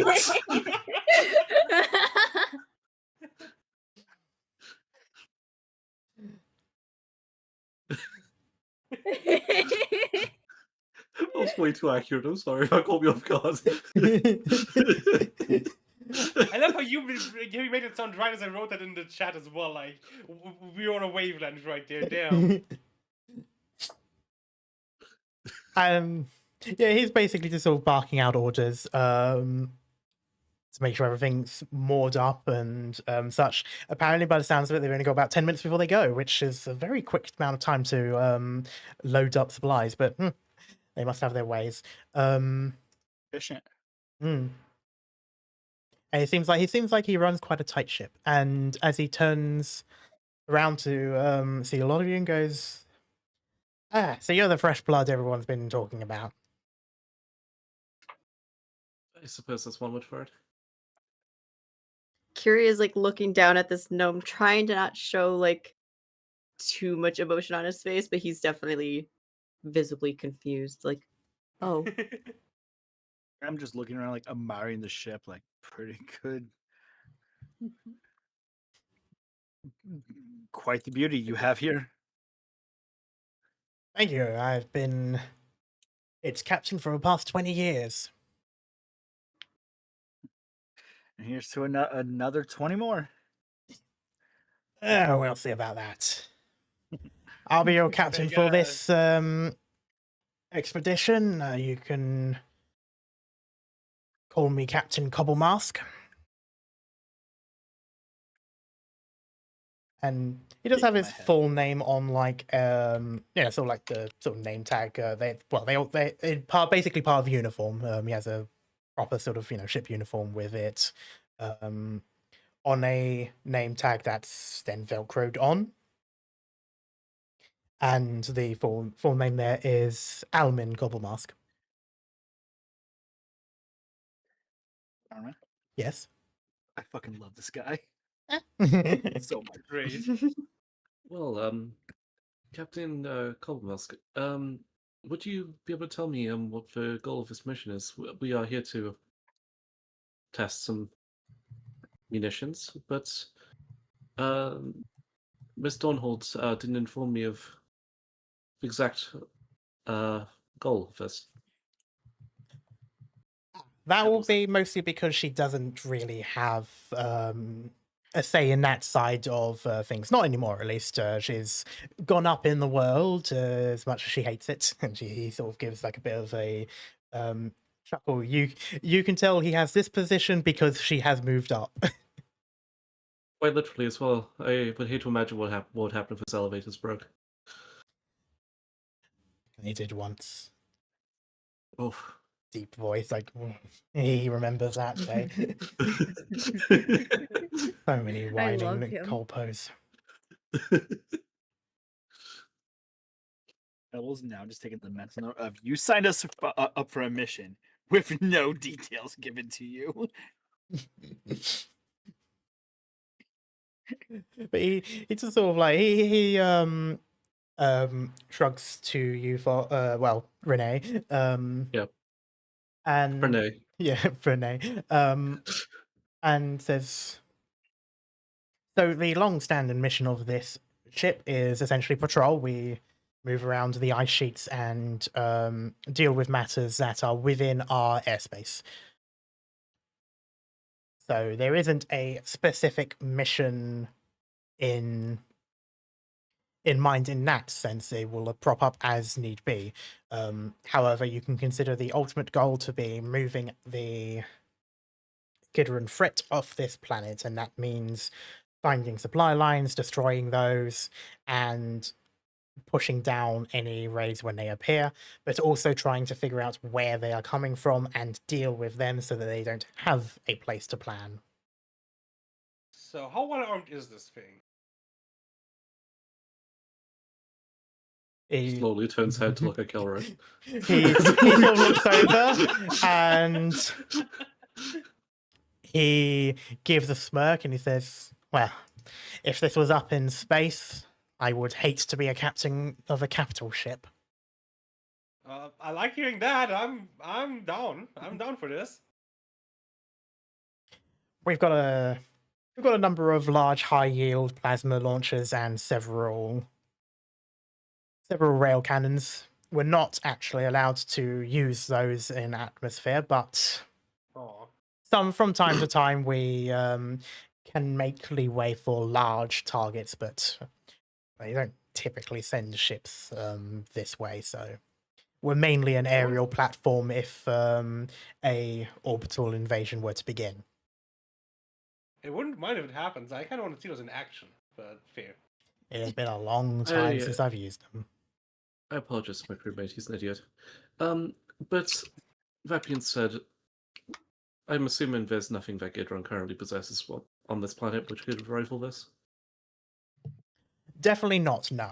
However, with the ship's size, it's also not appropriate to use against Gidderon, so instead we use it as a mobile patrol platform, and we send teams out on smaller vehicles or foot patrols and such. Consider us like your standard patrol flotilla out in space, moving around, dealing with pirates when it is. But we have the firepower when necessary, but most of the time, smaller targets means smaller means. Understood. Our team is equipped to handle larger threat Gidderon forces. So please feel free to send us to the more crucial objectives, let's say.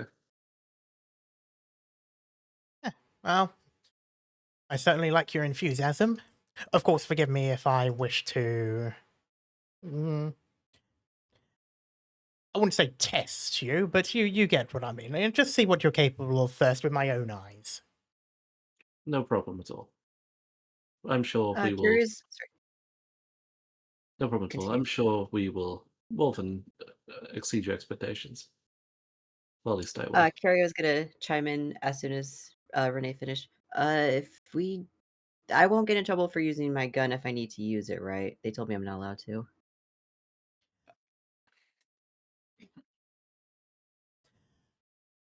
I see. Already ran afoul with the law? Pun unintended. Oh, He just like laughed. He just like chuckled nervously a little. Sort of. Don't worry about it. You're all exempt as long as you're working under me. You will be counted as working members of Odachi. He then just nodded. Okay, cool. So I could take my gun out of this thing as well right now, technically. As he holds up the lockbox little thing that he has. There's a longer stare at you. And there is a sort of a... Huh. What kind of crew do you? Yeah, like... I'm surprised Dawnhold would be going with a team like this, but far be it for me to complain. Go for it. So long as you don't piss me off, I'm fine. I mean, he does it. Oh my god. Fox is trying to stop her eye from twitching right now because the two people who were on watch have just outed that they were captain of a ship. I mean, it's a valid question. Like, what if they get into How something would he know? and he's like... How would he know? There's a He just Well, we might have a history before. Our work track record kind of makes up for it. I won't worry too much about it. Let's be honest with ourselves. Most of the people that work under Adachi are former military, former intelligence. A few past criminals here and there, though we have a more stringent recruitment plan than most mercenary corps would have. But we're a mixed bag.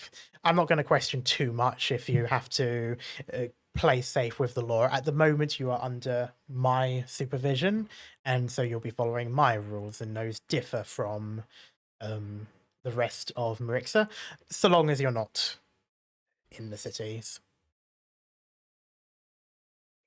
Give a little nod and a salute.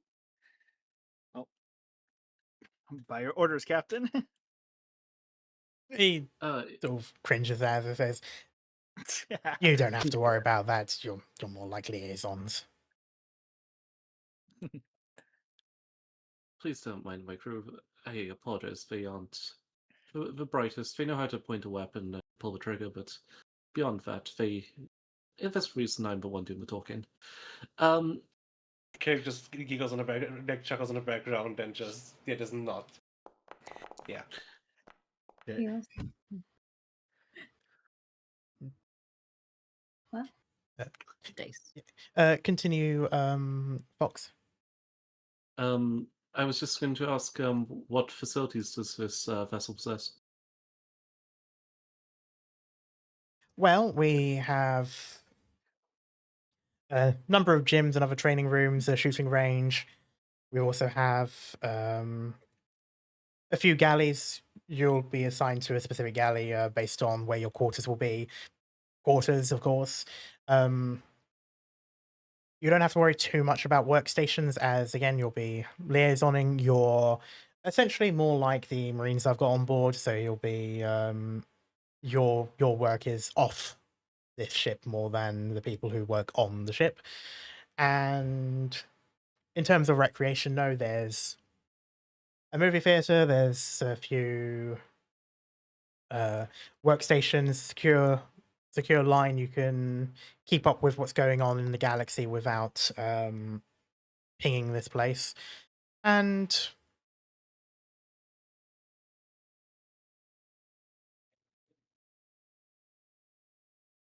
you didn't, did you? No. Okay.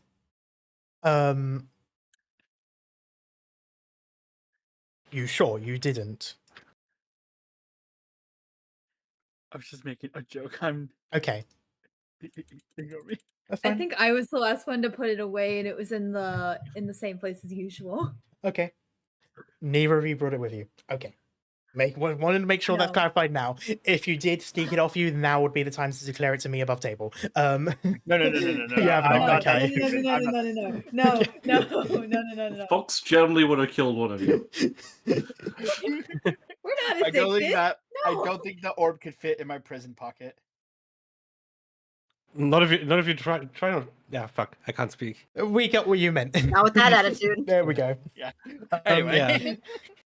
I was going to say, and there's a barber's hairdresser, a number of shops. Bear in mind they don't restock, so be careful with those. It's mostly just people here spend their credits on occasion, get drinks. Again, you don't have to worry too much about any restrictions. That bear in mind, hold off on the liquor. Most of the time, they won't sell it except for certain lulls when there's not much going on. Oh, that won't be a problem. I don't drink. I prefer to keep my mind sharp. Fair enough. What's the coffee like here? We import it. As long as the drink isn't hot, then I'll try it.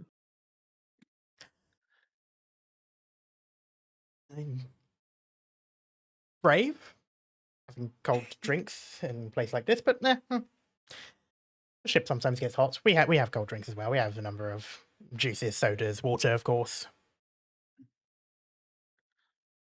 I don't like how you did that roll and didn't say anything. That's a future tool for later. I will say the consequences of it has already been done. What? What? What? What? Huh? But he also just says, for now, I think it'll be best if lots of you wait at the galley. I already have something planned for you, but we will be making our departure first, so it'll probably be best if you find somewhere to sit down. We're still dealing with the crew quarters.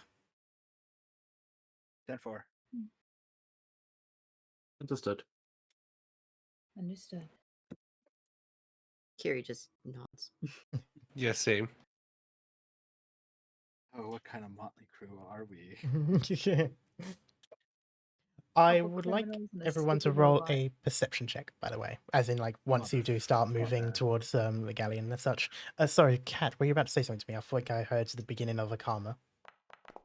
No, I'm just aware. Let's do it. Oh shit!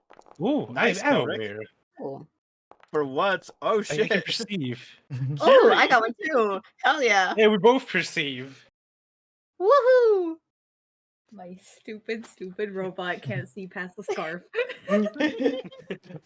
It's somewhere in Fox. Fox. Maybe you're for everyone else's perspective, you're definitely kind of getting the you're still giving off the rich girl vibe of this person probably shouldn't be here. As you are completely unaware of how the numbering system for the decks and doors and all of that works. If you were to try and find any part of the ship on your own, you will be getting lost. You will be on the wrong floor. You'd probably be like entering the men's changing room by mistake instead of a galley. That sort of thing. You're not. Okay. You're struggling to find heads and tails of how these decks work and the corridors and all that. Fortunately, you're with a group, so you're following the rest. Kel, to respond to that quickly. Well, usually the rich ones aren't the ones having to wander around the hallways. That's for janitors' jobs. So you're useless, is what you're saying. Got it. Basically. Go on, Carl. I don't want to interrupt you. Sonny, you've been on like military installations and such before. This looks similar enough, though the numbering conventions is a little bit different, so you're not too sure. And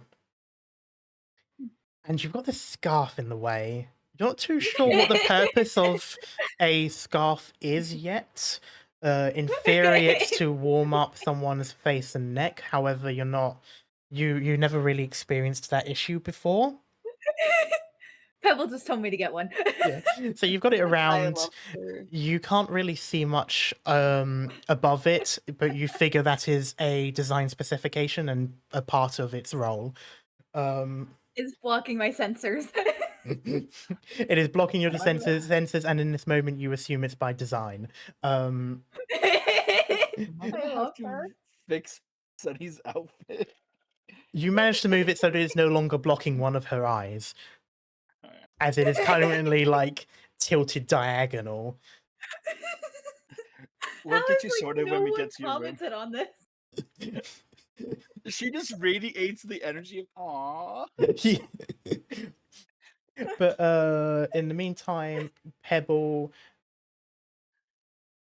while Gauntlegrim was outside of Marixa space, you have scrapped Marixa ships, and while this is not a Marixa ship, it is a privately owned ship. Its naming conventions are in line with Marixa, so because it, basically, it's made in this nation, and while it's not part of the nation's military, it is made by the people who make those things for this nation. So it sort of shares the same convention. If Marixa were to buy this, they would be able to use and adapt to it very quickly. You don't know too well where you're going, but you have a good idea based on some of the ships that you've scrapped. You've been inside and had to pick apart and stuff like that. As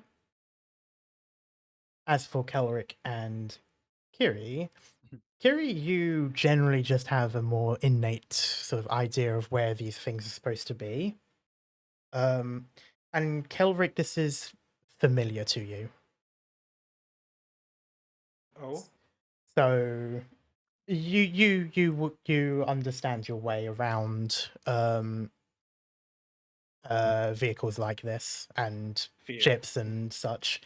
And so you instantly see the numbers. You know this number is the deck, the next number is the specific corridor you're in, and then each number for afterwards is the number for that door, and you know which number the galley is on, so you can find your way through there, and you know where each turn on the corridor go, and you know the number of the corridor that turn is going to go on to. So the two of you together are able to guide the rest.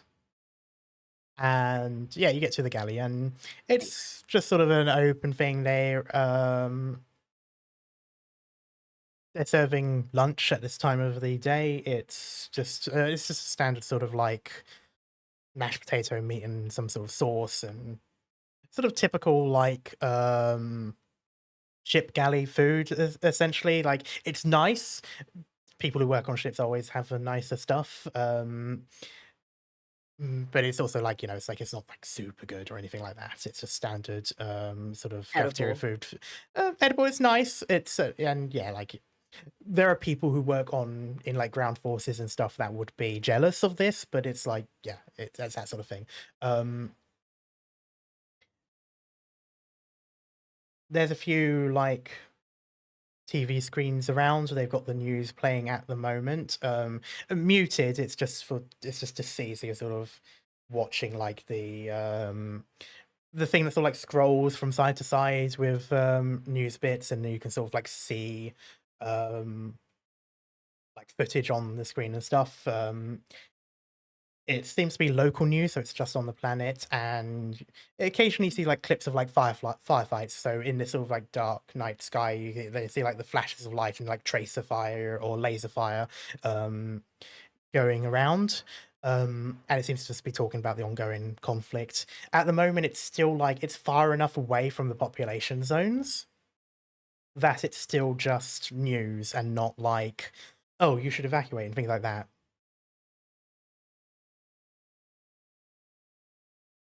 In very much the same way that, so like above table, for example, you might see like news footage coming from Ukraine or Iran, but it has no issue with you because you're on the other side of the planet.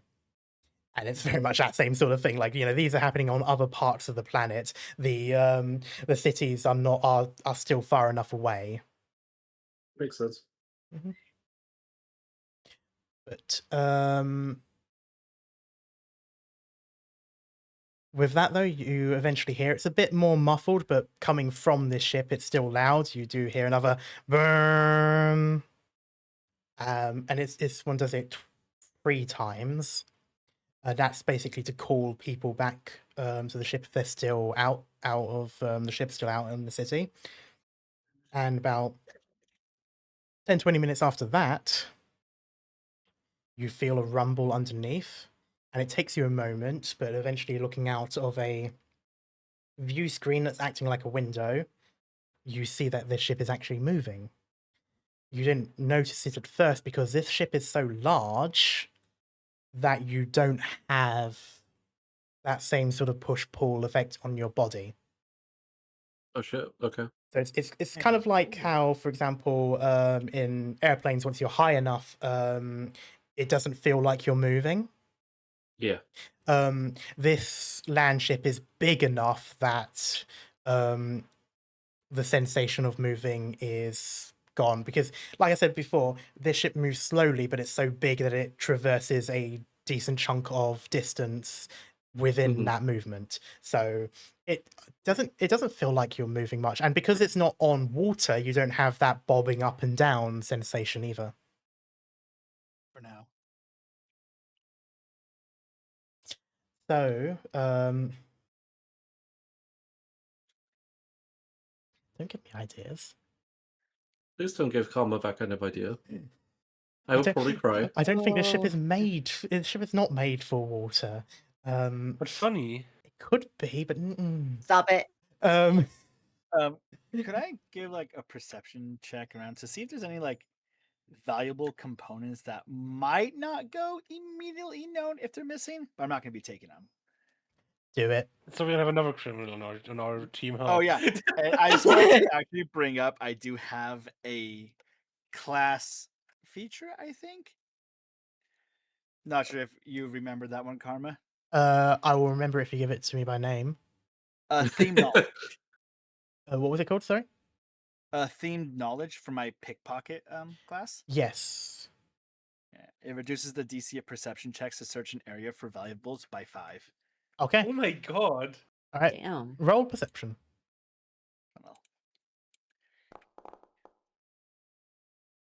24. Oh. Take away 5 from the DC. Basically makes it DC 10.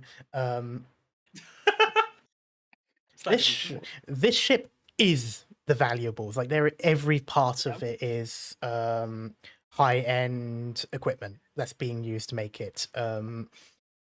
Like basically any sort of power source you see, the screens are like top quality, high definition, things like that. Honestly, the only things that aren't fancy are like the light fittings that, you know, you can just use any old light fitting and stuff like that. It's this ship is probably about as state of the art as you have seen so far. Rolling. Think about all the scrap I can use to make a Karai 350.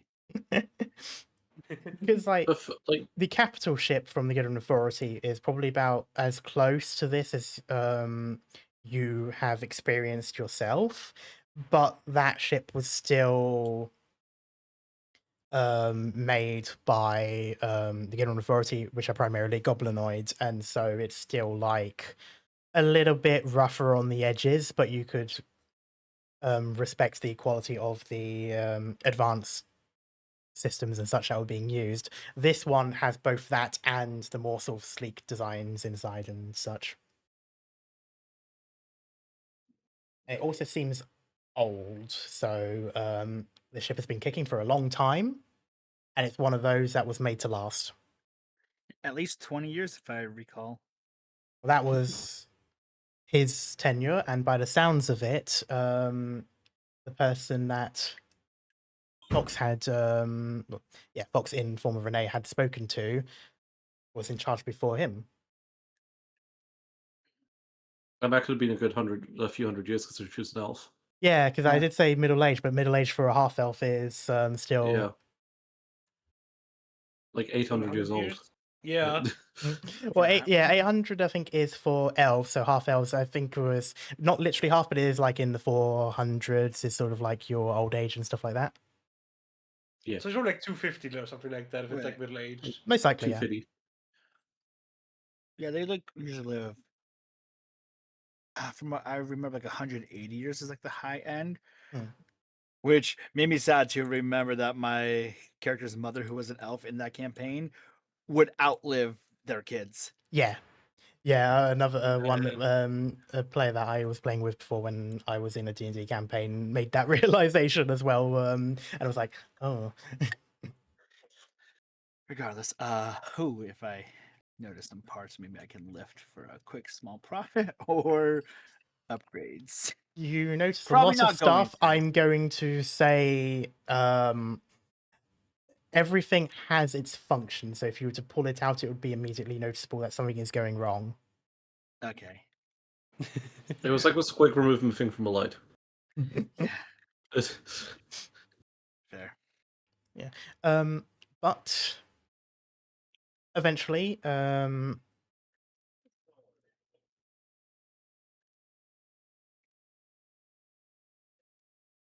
Renee, Yes.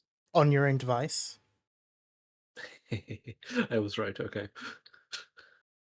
I'm not sure what you're right about. We'll see if that's still the I case. thought it might have been a roll, but No. okay. You sorry, hate to cut you off there, unfortunately. No, just on your device you get a message with information from where's my name gone? From Cobble Mask. Okay. So as you're the one that's so counted as the one in charge, you've been designated one of the information. So you have a mission. The ship's underway, and you've already got it even. He did say that he had something in mind already, so I guess at this point, now the ship is underway, that can be granted to you. And for starters, I will... Wrong button, this one here. Boop. Oh, there we go. On your local map, you can see a red square. Yeah. Which has appeared. And... Oh, that's small. I was looking for something bigger than that. Nope. Right here, Maple. Oh no, so with the background, so I don't see it as red, but I do see it as just black. Oh, Okay. that's good at least. It is a very dark red, to be honest. Yeah, it's a dark red. With how the background is, like it pops out so much. Okay, good. Okay, good. If I zoom in, it's brown. Oh, nice. And as it pops up, you hear his voice. This is a live feed message, so this is actually him talking to you right now. As he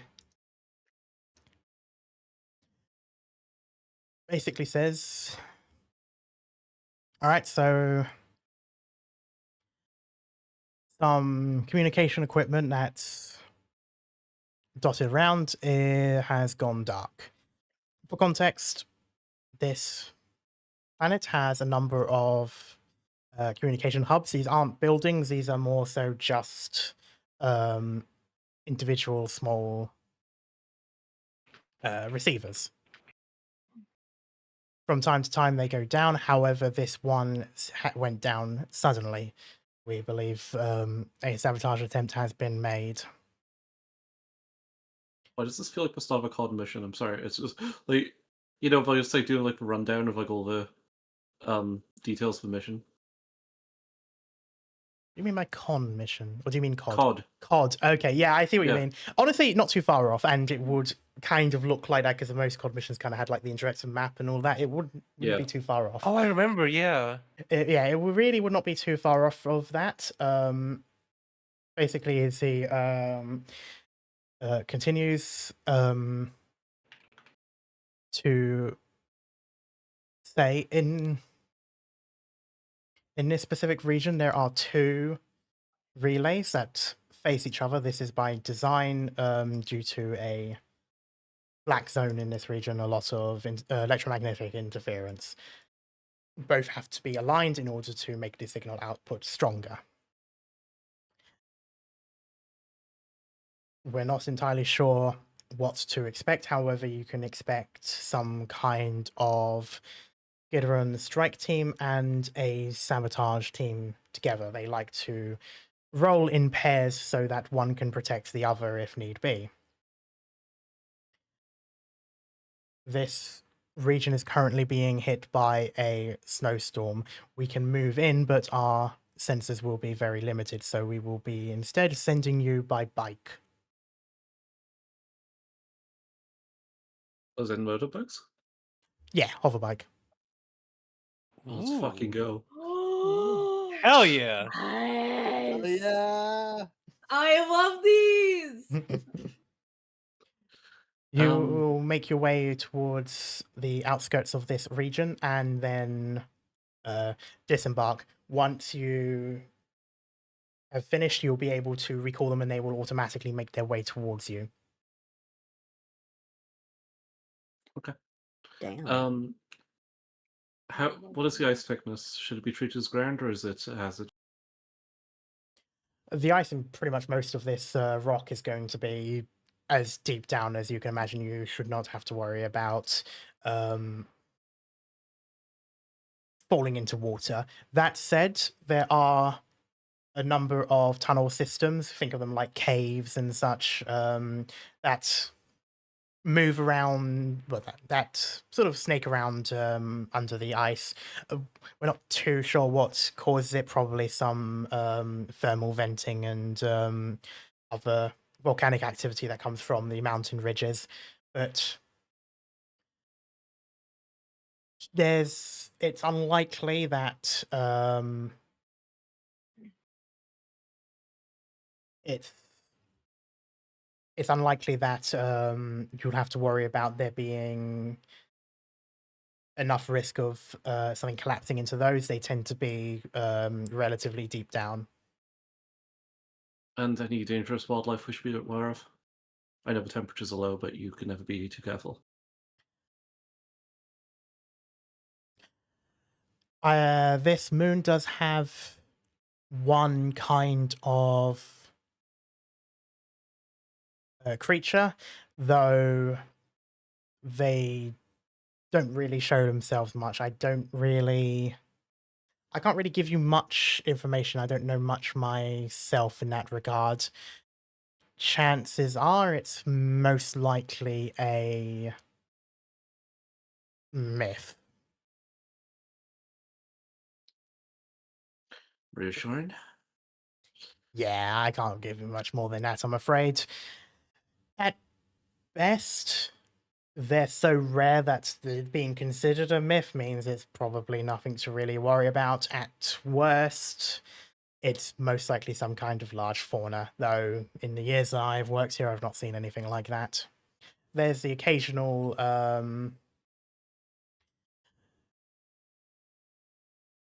sorry, I have to think about this. He's not pausing for thought, I am.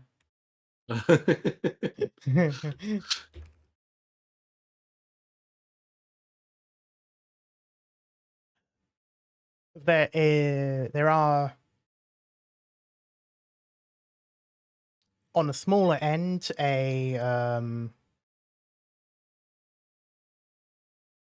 worm-like creatures, very small. However, they are still somewhat dangerous. They burrow through the ice with by producing a high heat from their bodies.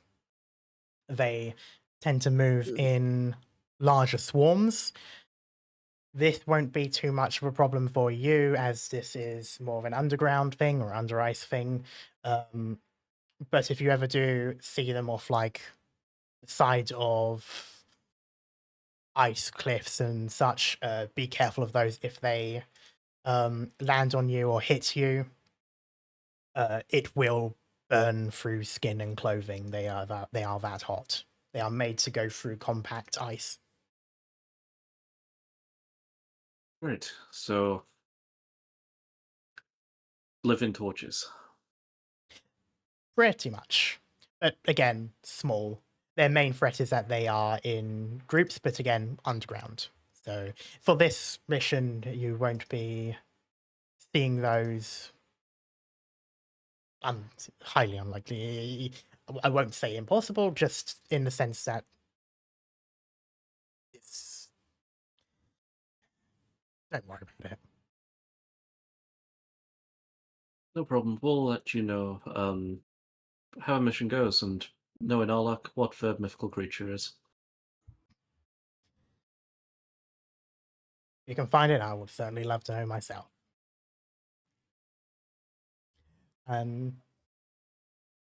With that, here's voice cuts out, and it basically directs you to the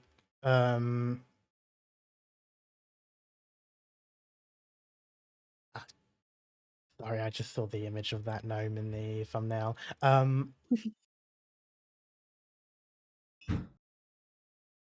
Sort of That was Karma slamming the door to leave. he the information dossier basically points you towards a motor pool that's on this ship, and it's kind of like in a sense it's kind of like the moon pools and such that navy ships have, where like the boats come out of the larger ships. However, of course, because this is land, it's more of a, it seems like some sort of docking port, and it looks like ground vehicles drop and land on the ground, and then they'll come and they'll be craned back up. Low gravity, so they can do that without damaging the vehicles. Nice. But yeah, it basically leads you to those, and yeah, it seems like there are free hover bikes. Only free? Well, one driving, one person behind it, like a normal motorbike. Okay. Do any of you know how to drive motorbikes? I do. I'm a good pilot. Hypothetically, can Kiri just fly, or is it like too cold for him to like fly Your with wings his would wings? freeze, I imagine. I mean, you probably could. You'd be a bit slower than usual because of how cold it is. But also blizzard. Oh yeah, never mind. Fuck. I have a +7 to my piloting, like above table. Same. Sunny, are you a decent driver? I don't think she is. She's Would the motorbikes be piloting? When you're With on a- them, you're driving them, but they do have like a recall sort of ability. So, if you call it, it will drive itself to you. Above table, kind of like Cyberpunk, where they will drive to you, kind of like when you were to call the horse in The Witcher. Yeah, Sunny's not a good driver. I can drive with Sunny or anyone else who has Fortunately, lower pilots that. Kiri's Fox never. is very familiar with motorbikes. So Give us some pointers then.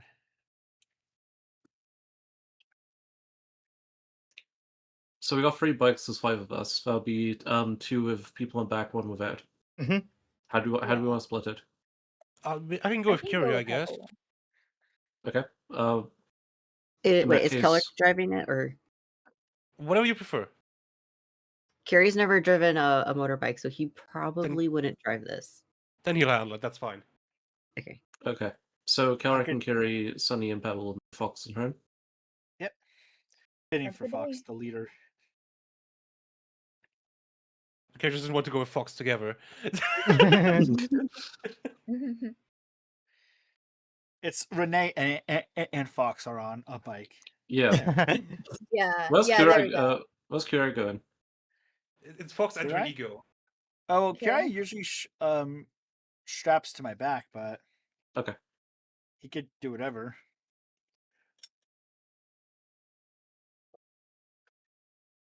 So technically, we got 3 on our bike. Shit.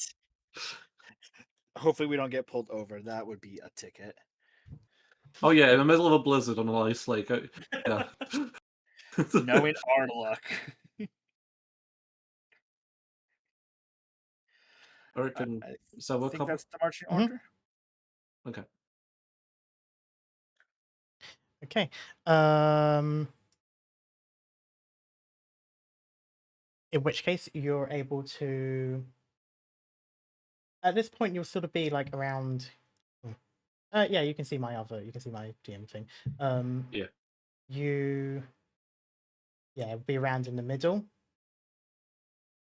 But of course, as you go off on the hover bikes, you can speed through, and you can cut through these hills because these are hills as opposed to mountains. So you can basically ride over them and such with relative ease. Hell yeah. Just let us know what we gotta do. And how are we for time? I just want to double I'm good check to keep with going. people. I'm Not good to too keep much going. longer, I'd say. I don't have much Cal longer hates to us. stay. Yeah, Anna I hates us. have a movie I gotta see I gotta be ready in 3 hours, so I have another campaign in about 20 minutes. Oh, okay. Oh, Hate us. okay. sorry That would that be a the good place to start. sorry the ADHD was so bad for us today, Karma. It's fine. Yeah, It sorry. happens. We also had a late start, so you know. Yeah, no, at a late start. We still managed nearly 4 hours, so we're sort of around the same sort of thing. But yeah, with 2 people not being able to stay long, and this will be an encounter, so yeah, we will continue with the journey and then into the objective zone next time. Unknown. You are now at Rua, a desolate, frozen wasteland that people have claimed for themselves and are making a living out of. But there is still into the unknown. But there's still a lot of issues here. We've got the conflict still going on, despite everything that's. Yeah. Despite everything you've done in Acalata, you know, there's still a war brewing, and you're still having to deal with that. But who knows? We'll see how you're able to deal with that next time. For those watching on video, we will be back with more Starfinder on the Monday and the next Small Rise, which I think for this on this video might be the last installment, but either second to last, I'm not too sure. I'm trying to think ahead of when this video would be out. That will be on Friday. But until then, thanks everyone for coming along. I'll see you all next time.